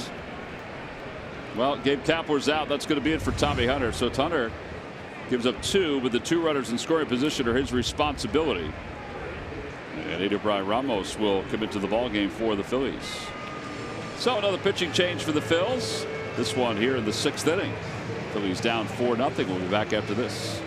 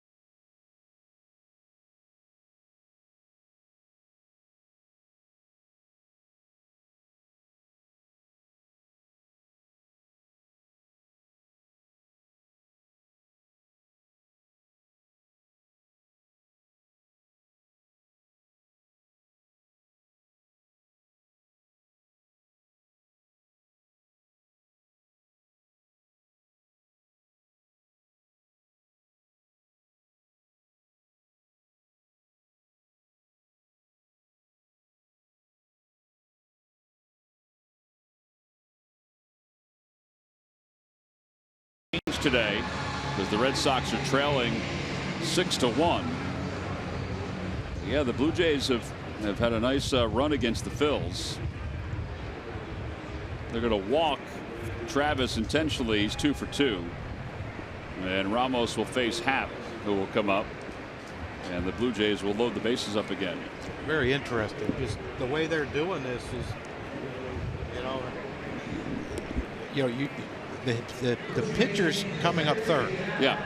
So you're going to have Ramos, who's been one of your best relief pitchers this year, pitch to one hitter, and that's the pitcher. Yeah, there's no double switch, so. And Happ hits it out toward right field. Playable for Nick Williams.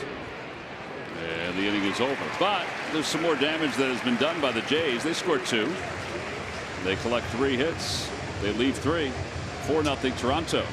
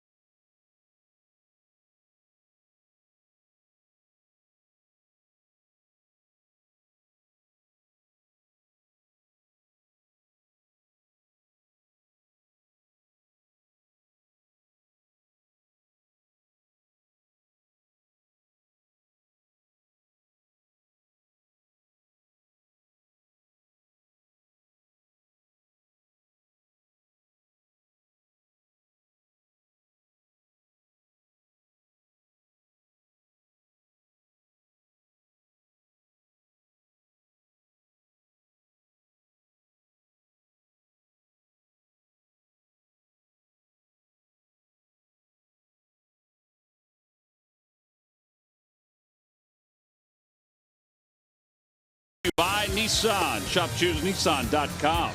And by WB Mason. Who bought WB Mason? Fast free delivery. Nobody does it better. Nobody does it better than the soft pretzel at a ballpark. We move to the bottom of the 6th inning. The Phillies trailing at 4-0. As Jay Happ will finish up his warm-up tosses. He made the final out, so he was a little tardy getting out to the mound. Yeah, and I was wrong. What was that? Well, the pitcher's not hitting third this inning. He's hitting 6th or 7th. You're right about that, John. I looked at my scorecard and I marked it down wrong. Well, we all went along with you. So we flipped our book over. My apologies, Gabe. So Ramos will come out and pitch the 7th inning. Yes, he will. Unless for some reason his spot comes up here in this inning, which would be great. Well, then if his spot comes up in this inning, he might be coming out because we might score more than 4 runs. That's right. Hoskins is 0 for 2. He is struck out and he's popped out.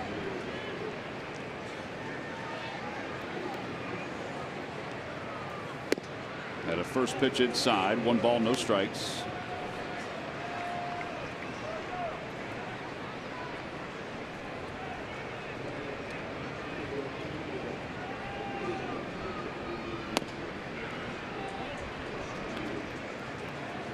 Happ at 71 pitches. It's kind of like yesterday with Jaime Garcia. Jaime Garcia was at about 71 at this moment of the game. Phillies were taking some swings early in counts against him. There's a high fly ball to left. Smith is under it and walking along the track makes the catch. Wow. And one away. As a baseball fan, what would you do with players busted for PEDs? What about the replay? Do you like it? John Kruk shares his ideas about these and a lot more subjects on his latest Krukcast, where he plays baseball commissioner. Download and listen wherever you get your podcasts. When can I hear that, baby?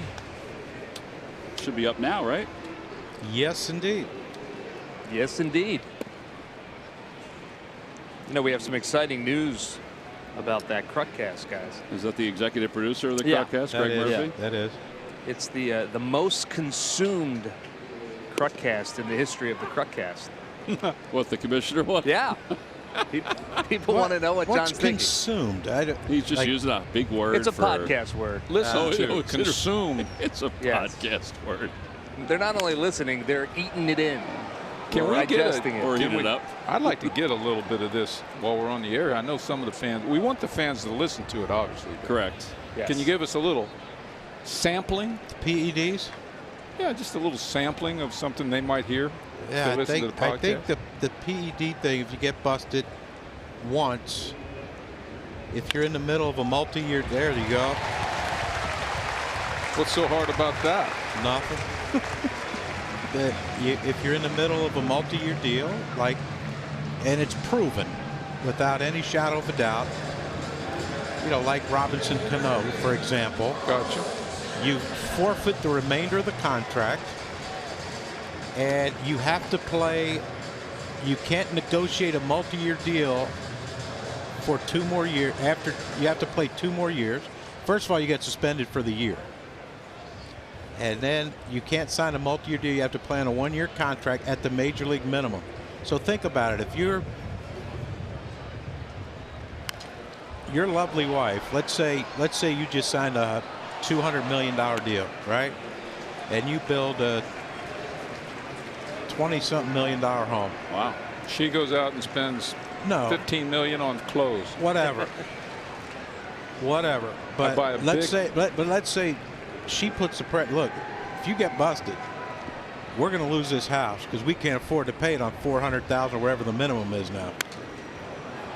The utilities would probably be that much a year. True. So, you know, that would be, to me, A more deterrent. pressure. You would think it would be a deterrent. To What are the wanna- chances of you as commissioner getting that past the player association? Well, the chance of me, commissioner, snowball chance, and you know where. no, not you being that, Oh, and then getting it past the players association. I just think you have to be more stringent. You know, it's suspended for 80 games is one thing, but you know, you start taking. Whoop. Watch out, Murph. Donaldson's throw goes wide of the bag. Second and third. One man down. Well, that's a good thing. A swinging bunt. An error, and we have second and third. Well, he's got that play patented, doesn't he, Santana? One out. Yeah, he can hit the chopper bunt. The swinging bunt, we call it. I don't even know if a good throw would have had him, to tell you the truth. He might have got a good jump out of the box. Yeah, is which that a hit sometimes and an error, right? It's a hit and an error. Watch out, Murph. Oh man, did that hit netting? It did. Who put that there? Murph did. Look at Murph. It hit the net behind me, John. Murph's giving a signal for a home run. No, I was signaling to Jose David Flores. You're getting ready to make a play, weren't you? Like flashbacks? Yeah, I thought about catching, then I'm like, well, I don't want to catch a ball and play here, so I'll just let it pass me. Can you imagine if he caught that ball, stopped that ball, and he got kicked out of the game? First one on the flight. 1 ball and no strikes to Altair. Can't get through security with a record, Murph. 1-1. Been there, tried it, didn't work. But a lot of things falling around at home plate there. Russell Martin lost his mask. Isn't there some kind of, back to the point about PEDs, isn't there some kind of clauses in the contracts that They all have Say clauses. something similar. Just teams haven't enacted them. Yeah, that's a problem. They have clauses, but they're Santa Clauses. They still get the gifts for being naughty.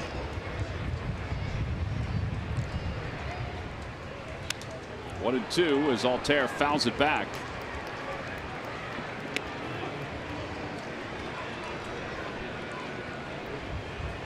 I think you suspend them for a year the first time and take all their rights away as a multi-year, guaranteed multi-year contract. You're playing on a non-guaranteed for 2 years at the minimum. And if you get busted again, you're done.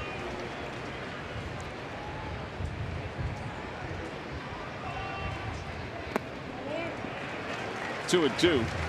Is that the main piece of the truck cast? Is that the one? I can't remember. You know, I don't remember the rest, to be honest with you. It's a pretty good one, though. How about uniforms on the field? Oh, yeah, I talked about that, too. I like uniform, right? How about fraternization? Big fan of that. 2-2 to Altair. Inside 3-2. Be a tough pitch here for Happ, although he's got a 4-run lead. Secret weapon Nick Williams is on deck. Hey, you wonder if somewhere down there Jorge Alfaro's not lingering with a bat. It's doable.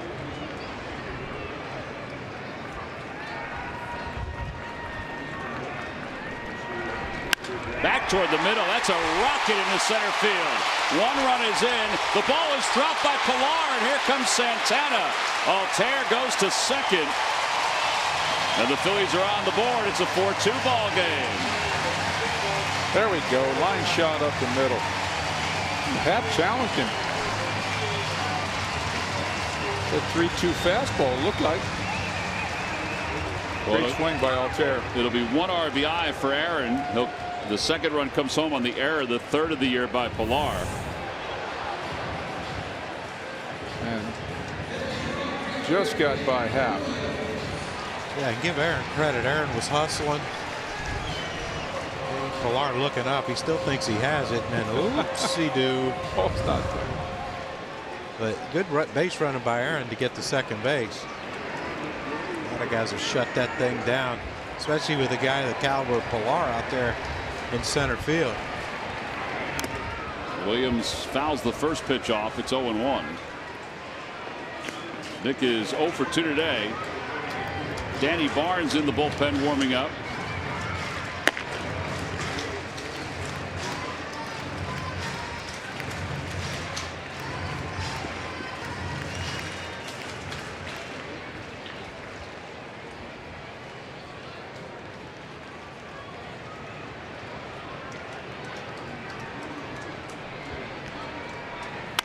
To the right side, that's a base hit. Rounding third, being Wayne Hall's Altair. Granderson will not make a throw to the plate. It's a 1-run game. RBI single, Nick Williams. Stay hot, baby. And how did this inning start, Michael?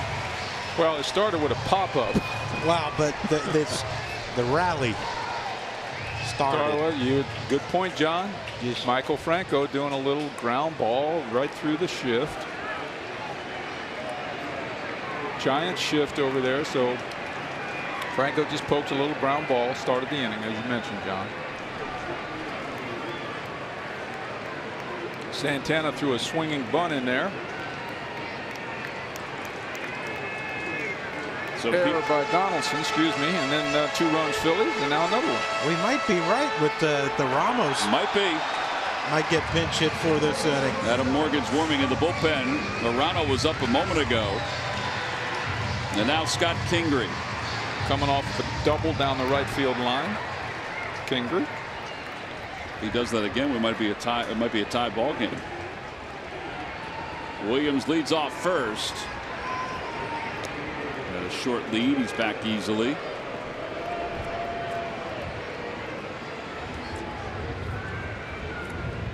Well, nice little comeback and make that trip to the West Coast be a lot more fun. Yes, sir.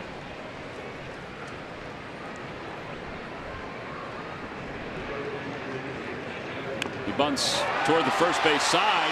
Fair ball, and now rolls foul.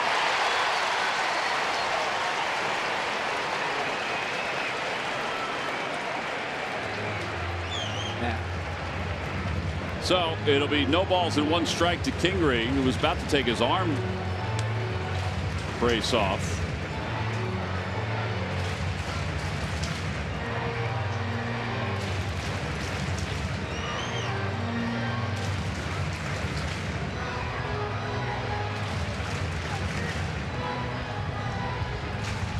So back again we go.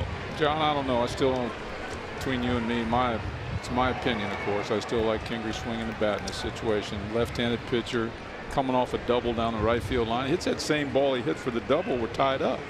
I agree 100%. Now, if he was hitting second, and then your big boys are coming. Let's say he was batting second and Hoskins was as hot as he was last year when he came up. Okay, you can understand that, but you're trying to bunt for a base hit with Andrew Knapp, who struggled offensively all season, and then the pitcher.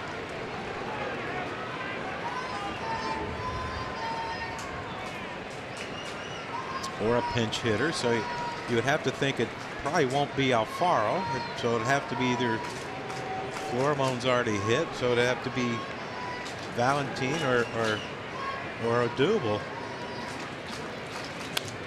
So you're saying he couldn't hit Alfaro for Knapp because you're out of catchers then?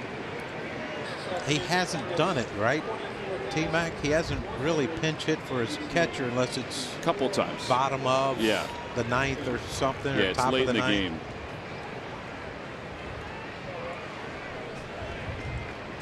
Now Santana can catch. He would have to be the emergency with Floremone out. 1-2 pitch. Fly ball right field, not deep.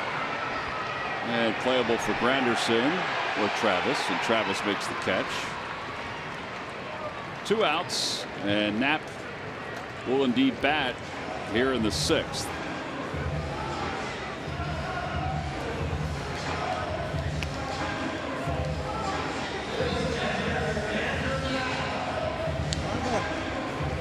Getting out in front of one right here, Andrew, and let's see how fast Nick Williams can run. You got the right guy at first base if you get a ball into the gap, because he can fly. Or even into the corner.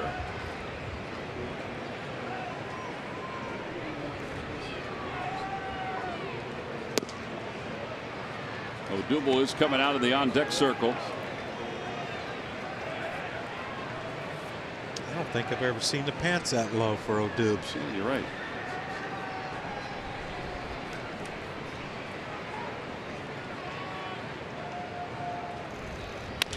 Bouncer out to shortstop, and Solarte flips to second. And the inning is over. 6-4 on the putout. Fielder's choice. But the Phillies do get 3 runs to make it a 1-run game against Jay Happ and the Jays as we go to the top of the 7th inning.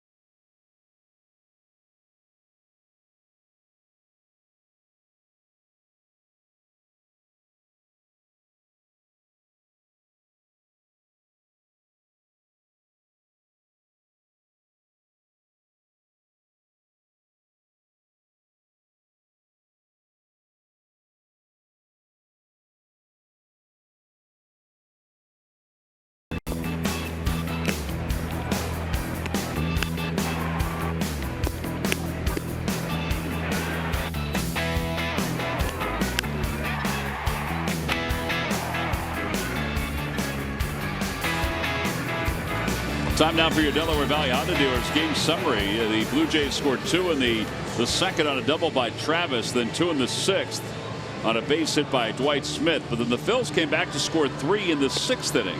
Nick Pivetta lasted 5. He got 4 hits and 2 earned runs, 7 strikeouts. Jay Happ is still out there, 6 innings, 7 strikeouts for the Jays. And as we go to the top of the 7th inning, it'll be Adam Morgan who will take over for Ramos.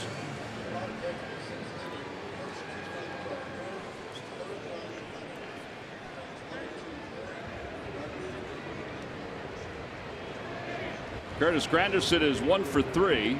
Singled, and he struck out and grounded out.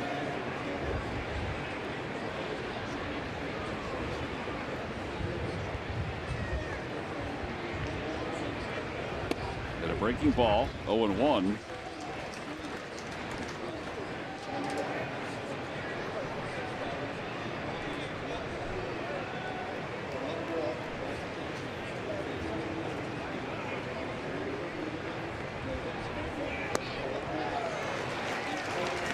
A wicked movement on it, that slider.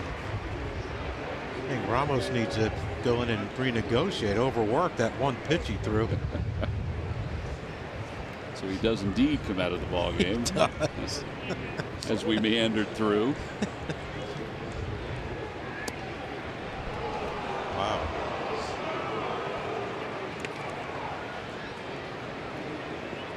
Knapp is questioning Tim Timmons. You see the movement of both heads.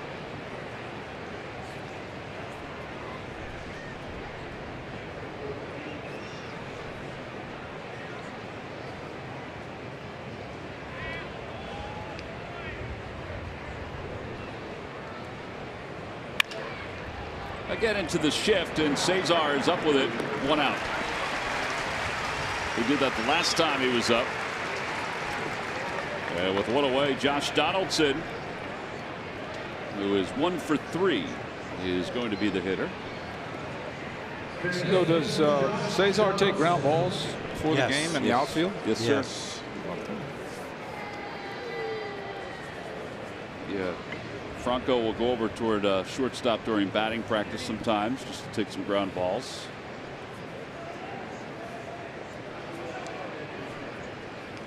Would you think it'd be more the actual fielding of the ground ball or the throw? Because the ball squibs. Yeah, I know that. It's out in that outfield grass.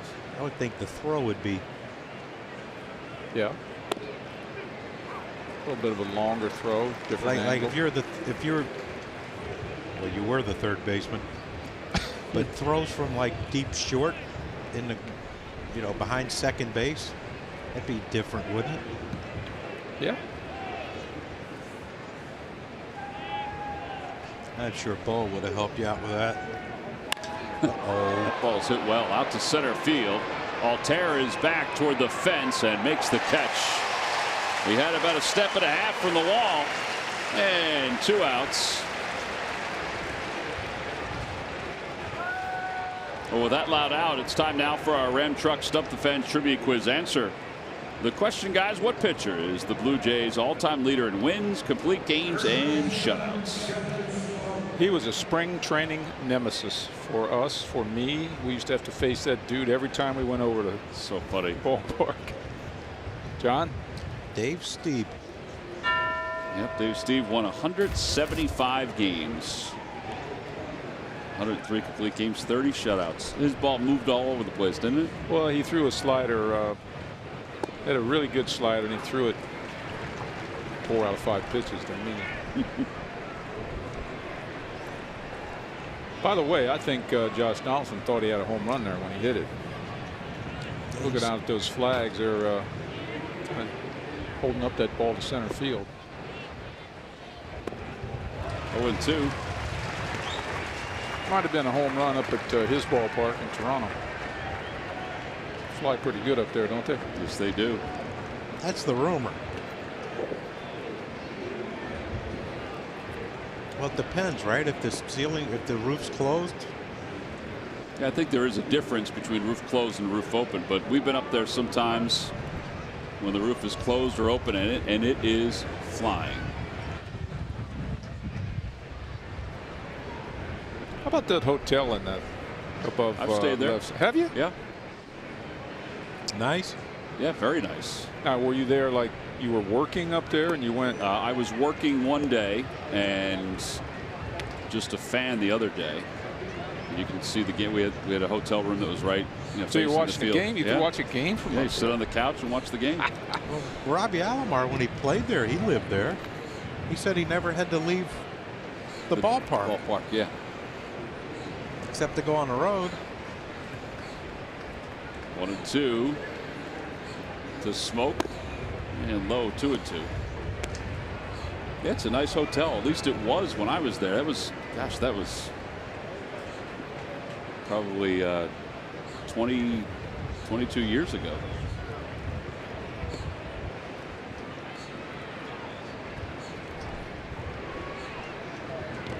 Three and two. Now, John, you would like that. I would love it. But you'd also get lost every once in a while, getting down to the clubhouse. Every single day. We'd have to put landmarks. Do you have to go outside and come around and come in? That I don't know. I think, I mean, for a normal guest, yes, you have to go outside. But I would think if you played for the Jays, there might be a passage you could take.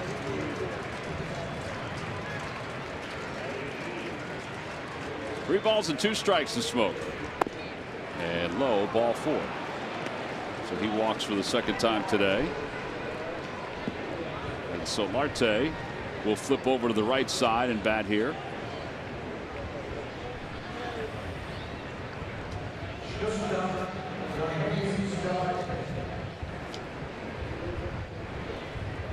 Now, Nervis Solarte is 1 for 3. He has popped out, hit into a double play, and singled, and scored one of the 4 runs for the Blue Jays.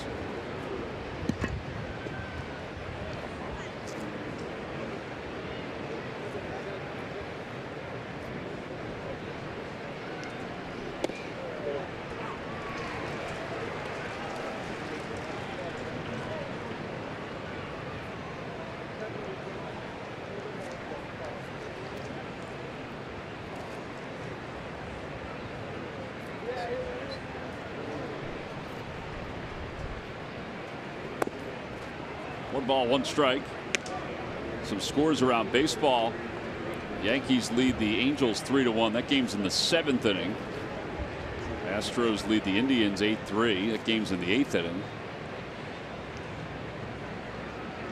I don't believe you need to hold Smoke on over there, do you?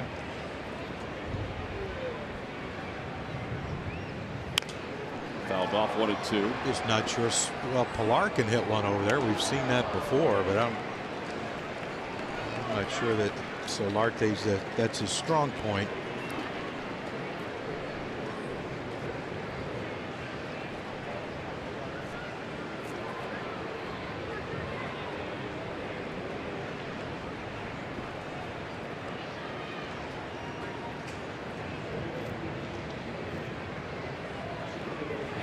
He's down on strikes. Solarte, and the inning is over. No runs, no hits, and one man left. It is time to stretch here at Citizens Bank Park with the Phillies down 1.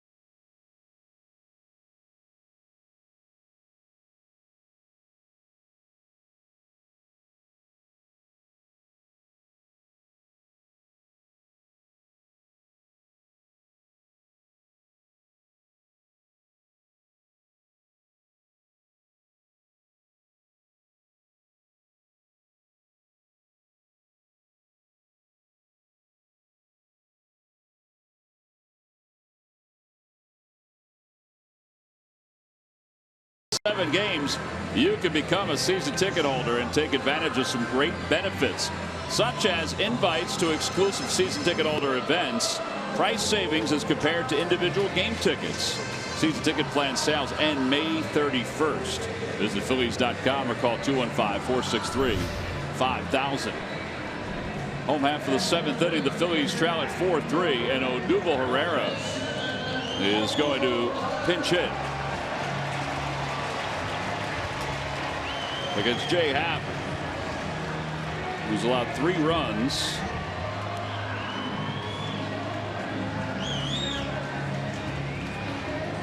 Career pitch hitting numbers for Odubel. Happ's allowed 2 earned runs out of the 3.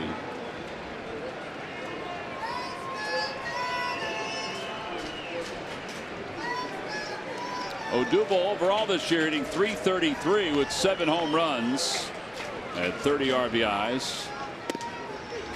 It takes strike 1. It's 0-1.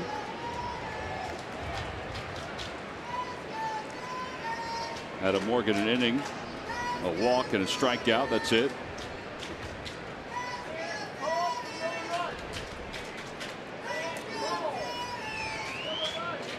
And a liner out to second base, caught by Travis. 1 out here in the 7th. I'm off the bench, sitting around all day. Bam! Line drive. Right at him.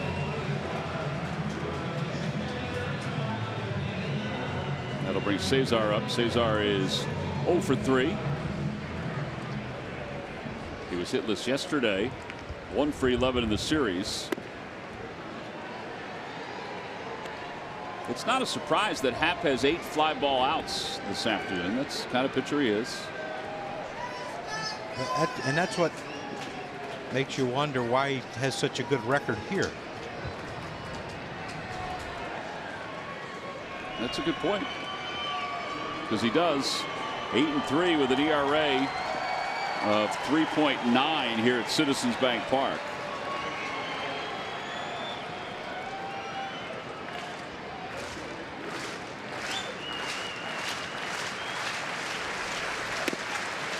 In what was technically his rookie year, even though he had pitched a couple of years before, sporadically for the Phils, he won 12 games.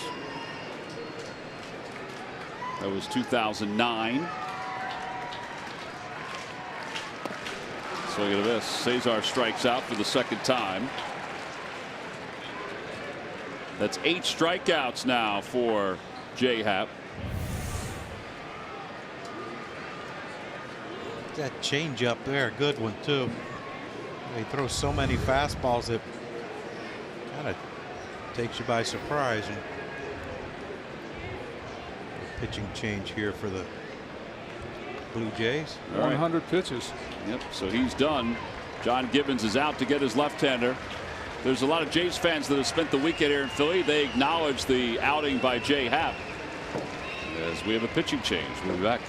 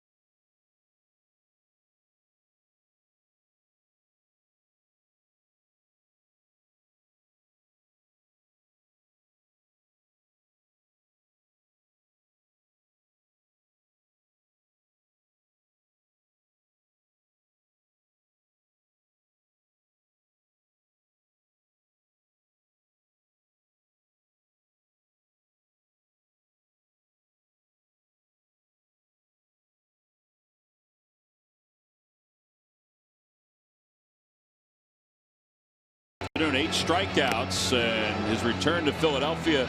I'll tell you, really good numbers at Citizens Bank Park, guys. Yeah, and it's like we've seen. It's what he's been doing for years. He hasn't changed anything. His fastball, more than over half his pitches are fastballs, and he runs it up in the zone. He'll run it into the righties, and then when for effect, he'll throw his changeup and breaking ball. But yeah, it's just basically fastball, off speed, and he locates the fastball well, and that's why he's got a little 4-3 lead when he comes out of this game. Yeah, he'll hand things over to Sun Won Oh, the right-hander. And a first pitch to Hoskins. 1 ball and no strikes.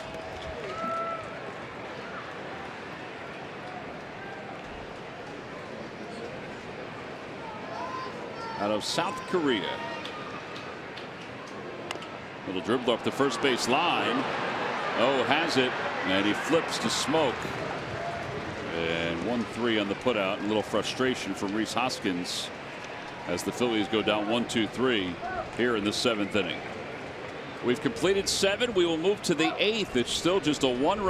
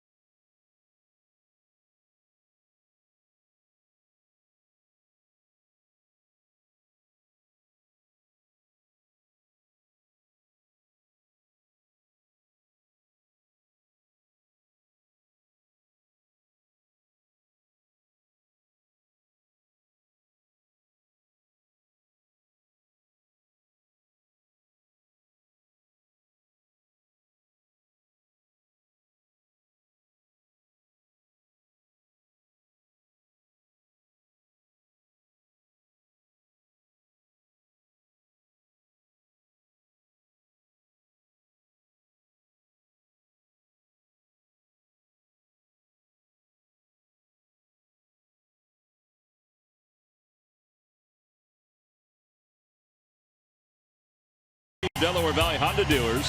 Hurry to your local Del Val Honda dealer. Visit DelValHondaDealers.com.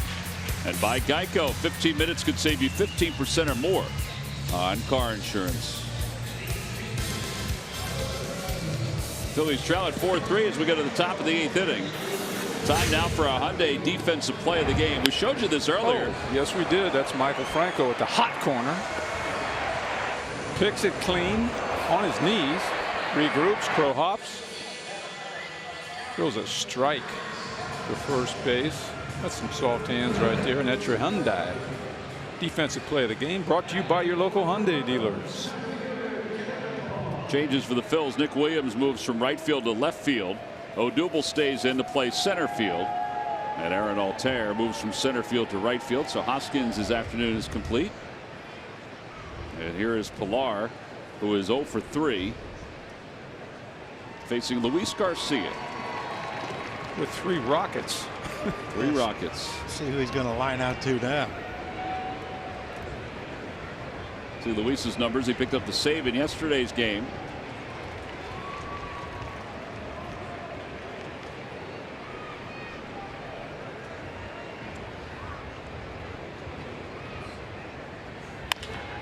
And a line drive. One hopper snagged by Kingery in time.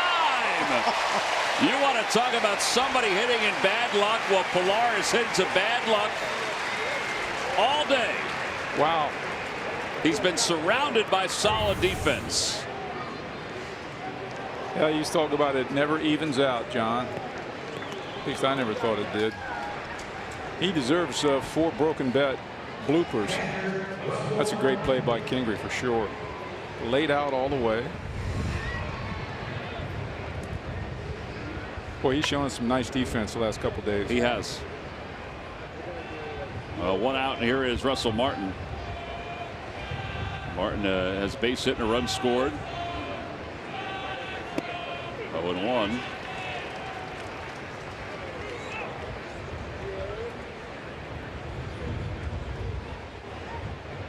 I think the only thing can make this day salvageable for Pilar is if the Blue Jays hold on and win. I guarantee you, I've never lined out 4 times in a game. No.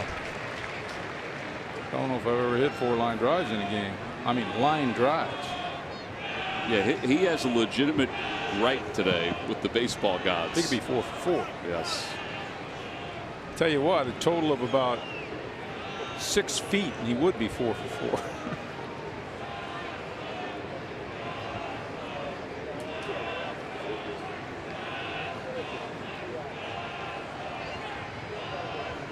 No balls and 2 strikes to Russell Martin.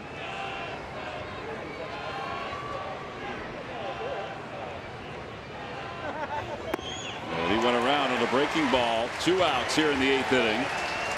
That's some nasty stuff right there.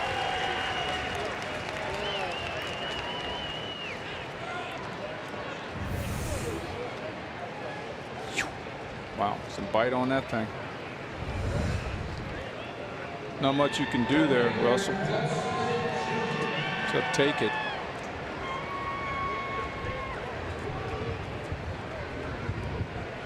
This guy with I think the biggest hit of the game. That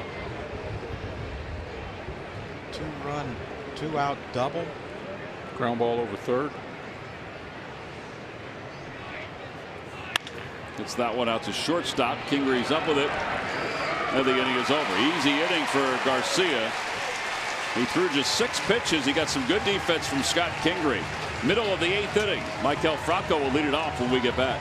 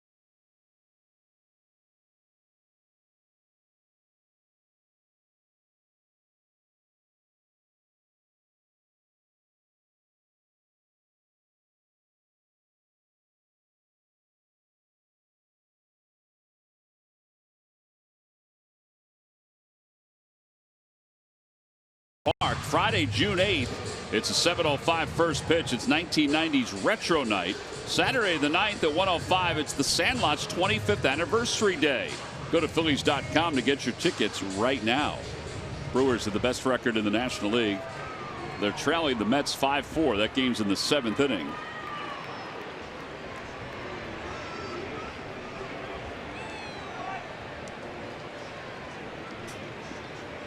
Michael Franco will lead it off. Yeah, the first pitch from O is in at the knees, and it's 0-1.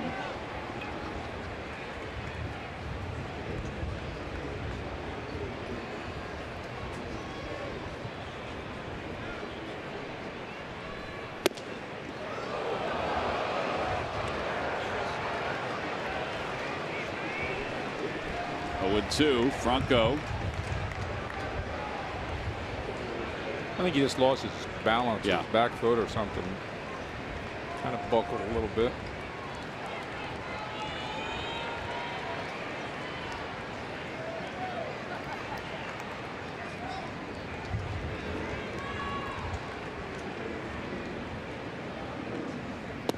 Outside, 1-2.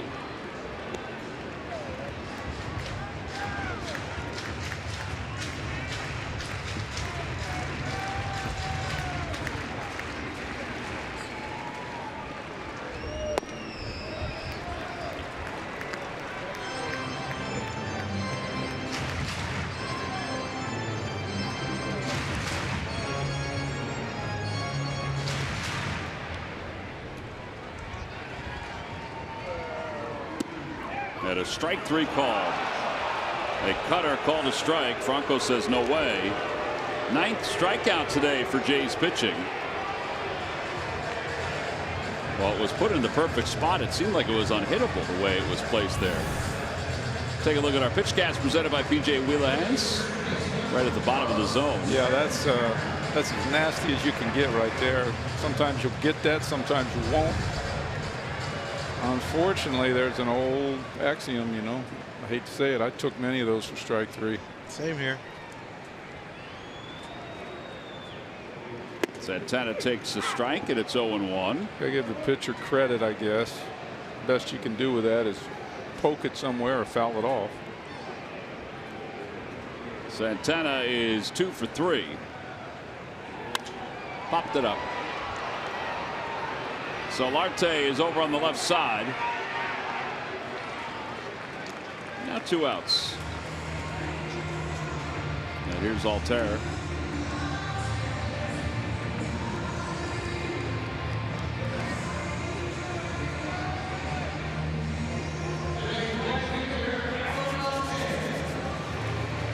Well, Aaron Altair had a big knock the last time up. Confidence should be real high right now, but I think he's going to have to hit that slider. Yeah, it's been on as far as this series goes. Actually, look by his numbers, it looks like it's been on all year. A little backup slider on the inside corner right there, but I think it's the same pitch he threw to Hoskins first pitch and then got Reese Fish for a little low and away slider. You got the fastball to hit.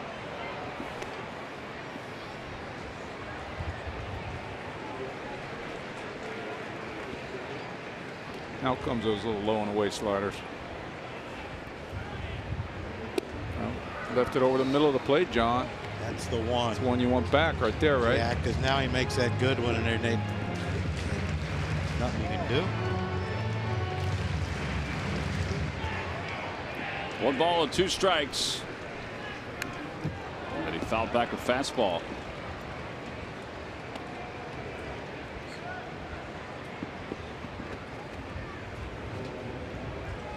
You'd assume a slider's coming. I would think so. That slider cutter. Well, there it was. They didn't like that brand new baseball. No, because this one's probably a different brand new one.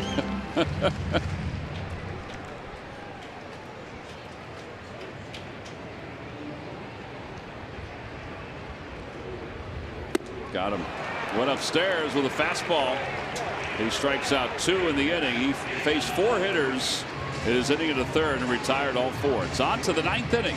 The Phillies trail it by 1.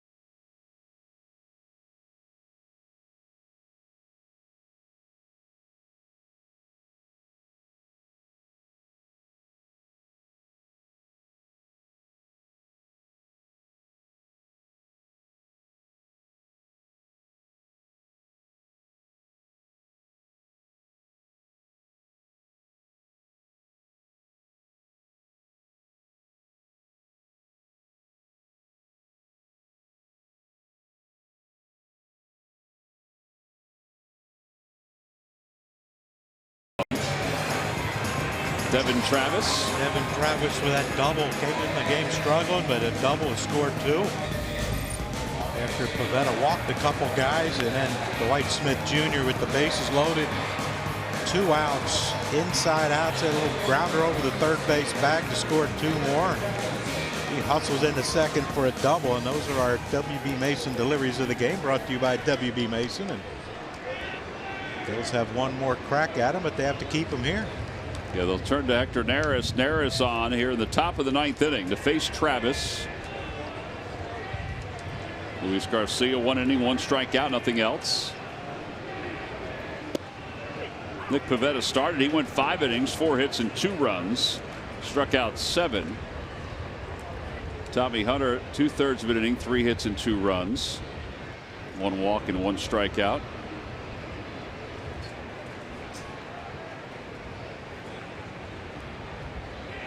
Travis had a nice day. You saw on the WB Mason highlights there.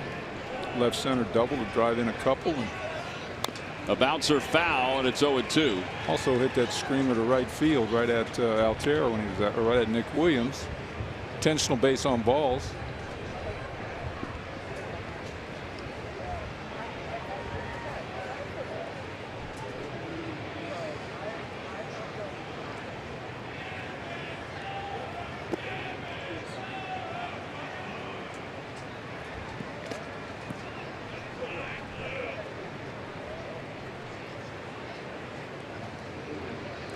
Going to have Tapara trying to close this one out. I think that's who it's going to wind up being. That's who was warming up before. And a strike 3 called on the outside corner. He came with a fastball. And 1 away. And here's Kendrys Morales, who will pinch hit.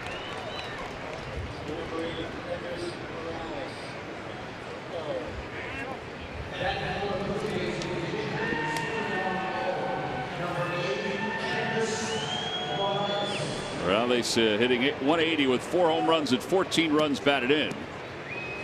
Thought we might see him in the field during one of these games. John Gibbons thought he might get him in one time. But up here is a pinch hitter.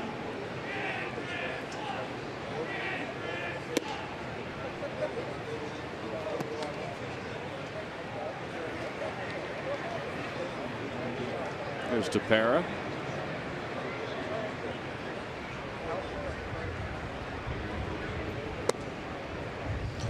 It wasn't easy for him his last time he out Friday, Tapera. We had some chances. We got to capitalize this time. Yeah, the Phillies scored a run. They left the bases loaded in a 1-run loss. Fouled away. 2-1 to Morales.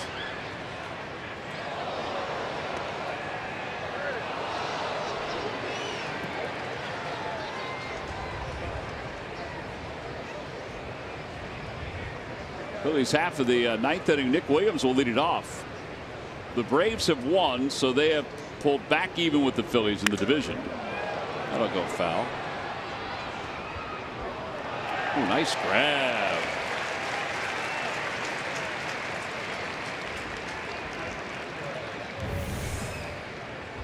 He just outplayed the other 3 guys, or what?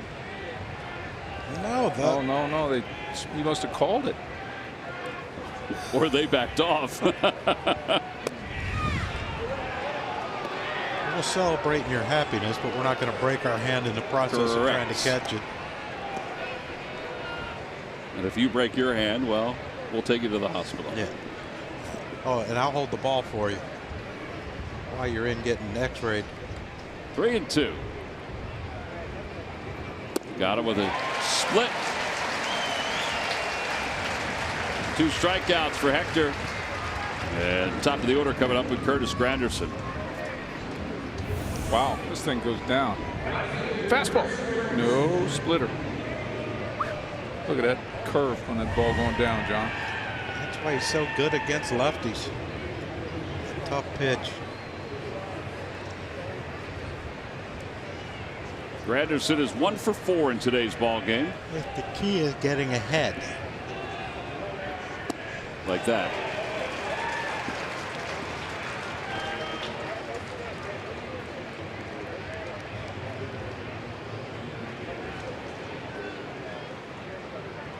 He'll throw it again.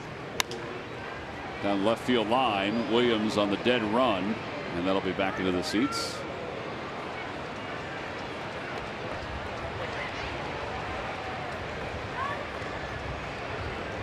And now no balls and 2 strikes.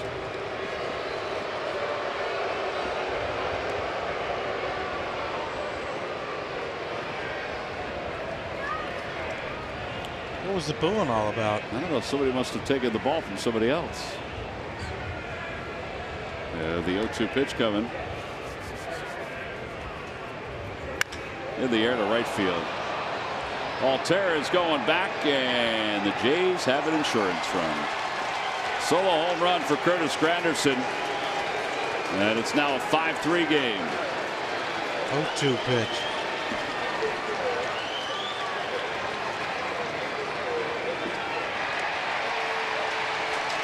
Well, that's his 4th home run.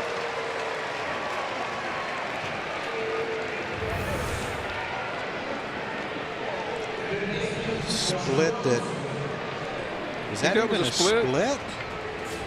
Like a fastball, didn't it?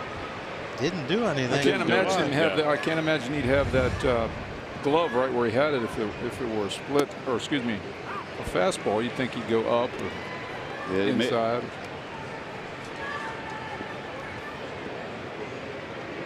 It's a big run right there. Yeah, huge.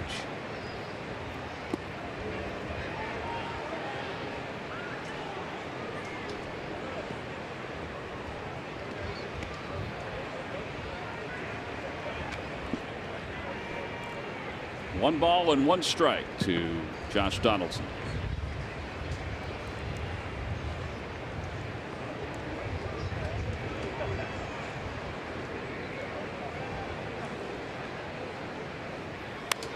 That one's back toward us. Look out, Michael. Jeez.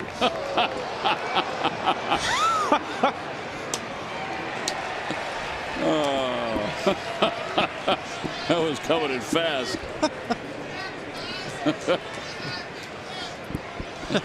Oh, 1 ball and 2 strikes to Donaldson.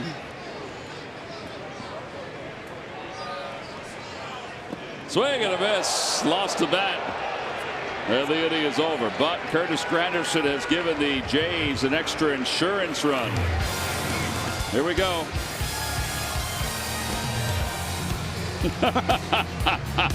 You don't call him a Hall of Famer for nothing. Multi-Gold Glove winner too.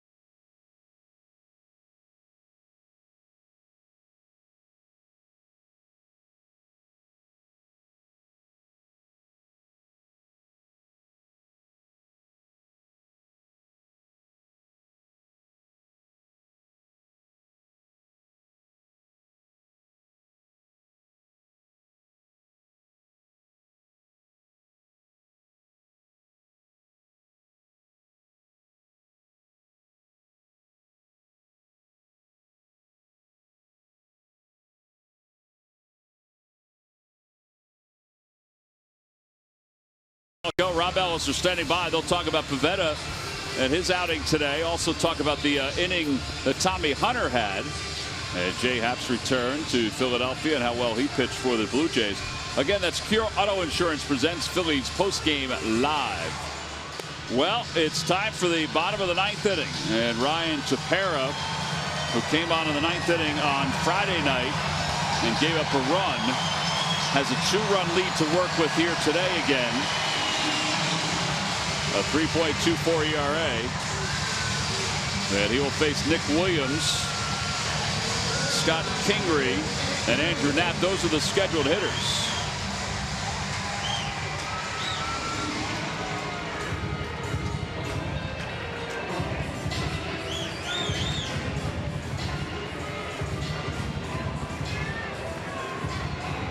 Williams is 1 for 3. He had an RBI single his last time up.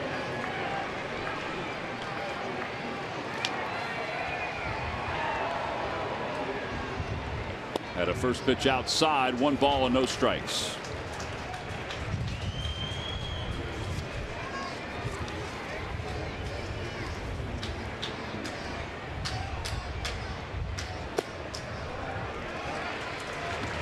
Be pitching Nick a little careful here. Be a little careful with that fastball out over the plate right now.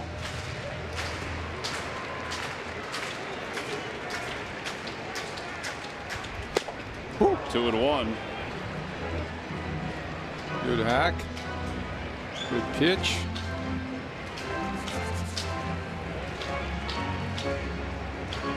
Jesmuel Valentin just keeping his legs stretched out. Inside, 3-1. Scott Kingery on deck. Got to get the a base runner on to bring the tying run to the plate.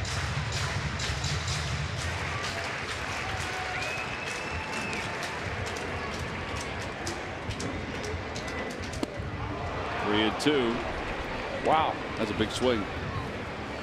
94. Nick's had a couple of good pitches to hit, especially that one. The previous one he swung at was right on the outer corner.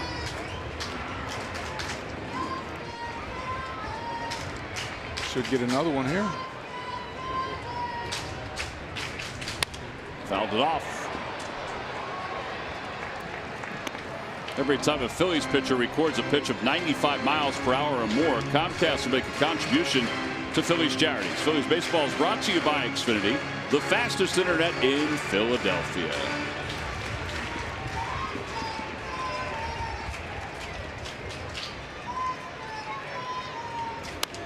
Again fouled off toward the Hall of Fame club. Headed to the suite level.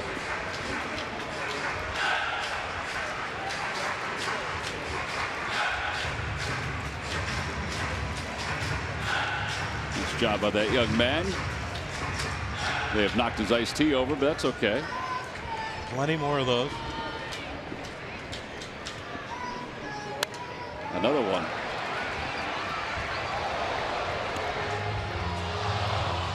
Oh, there's oohs and ahs everywhere. That's why he used 2 hands. A little nonchalant one hand. Watch this. Watch this after it hits. It bounces. Now watch the nonchalant one hand. Take your keep your focus. Look at that nonchalant. Oh. The whiff. And the rip. The wrestle job. Yeah. Nick's got this fastball gauged now after 4 of them with 3-2.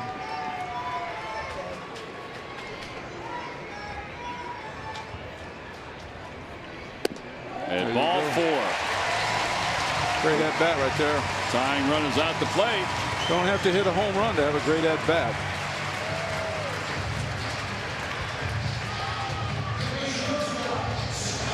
It's sure nice to have one here, though. Yes, it would. Like Alfaro coming out of the dugout. That was a 9-pitch at bat by Nick Williams. The result of the walk.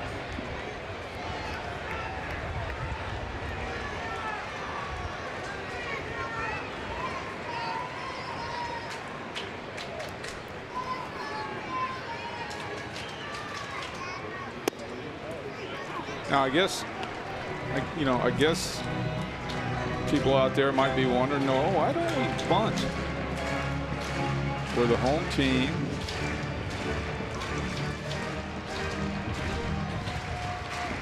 It's because we're down 2. If he had not hit that home I forgot run, about maybe. the home run. My bad. Outside, 1-1. My bad. Sorry about that. Tell you what, we're struggling these day games after night games. Anyway. Well, I remember looking at you and going, look at Hector, 3 Ks and a home run. So I should have remembered it. I guess that is good reason. 1 ball and 1 strike to Kingery.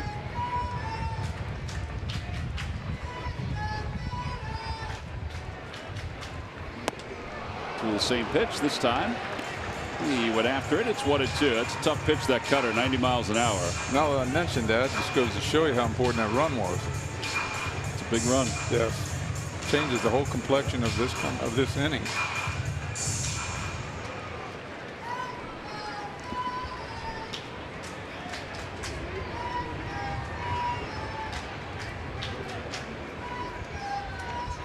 Bouncer over to third. Donaldson goes to second for 1, and that's all they'll get. Fielder's choice, and Alfaro is coming up as a pinch hitter.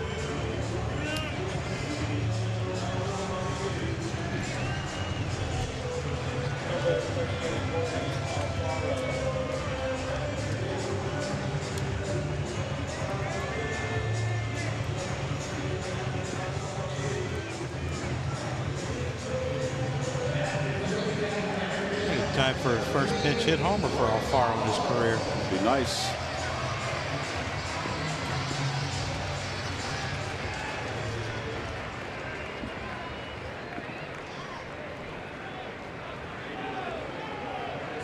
.62", 225, John. Be a nice frame to have, wouldn't it? I mean, if I lost 40, I can get to the 225. I'm not sure I'll ever get to the 6'2". Ooh, man, that was hanging right there for him.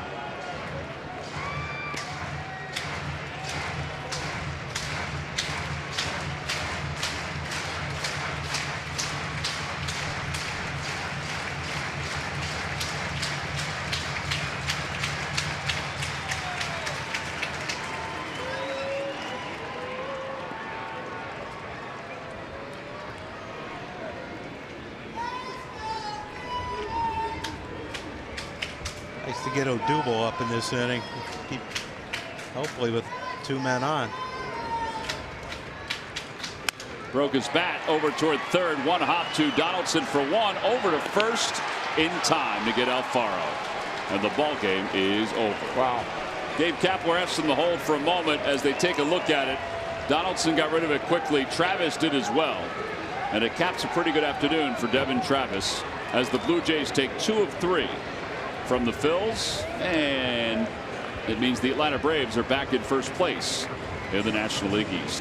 5-3 the final score. Nice being with you guys. You too, See you Michael. in a couple of weeks. Yep. Travel safely. Our Chevrolet player of the game, Jay Happ, the left-hander, 6 2/3 this afternoon. 8 strikeouts, 3 runs, 2 earns. Yeah, and it's typical Jay Happ. It's something he's been doing for a long time, and in this game of baseball, he's a lot of fastballs. He'll change eye levels, throw it up, throw down, and then when he needs it, he'll throw the breaking ball, change up to get a strikeout. Just a really good performance by Jay Happ today, and that's our Chevrolet player of the game. Well, he gets the victory. It's his 9th here at Citizens Bank Park. The Jays take 2 of 3. They win it today by a final of 5-3. We'll be back to wrap it up right after this.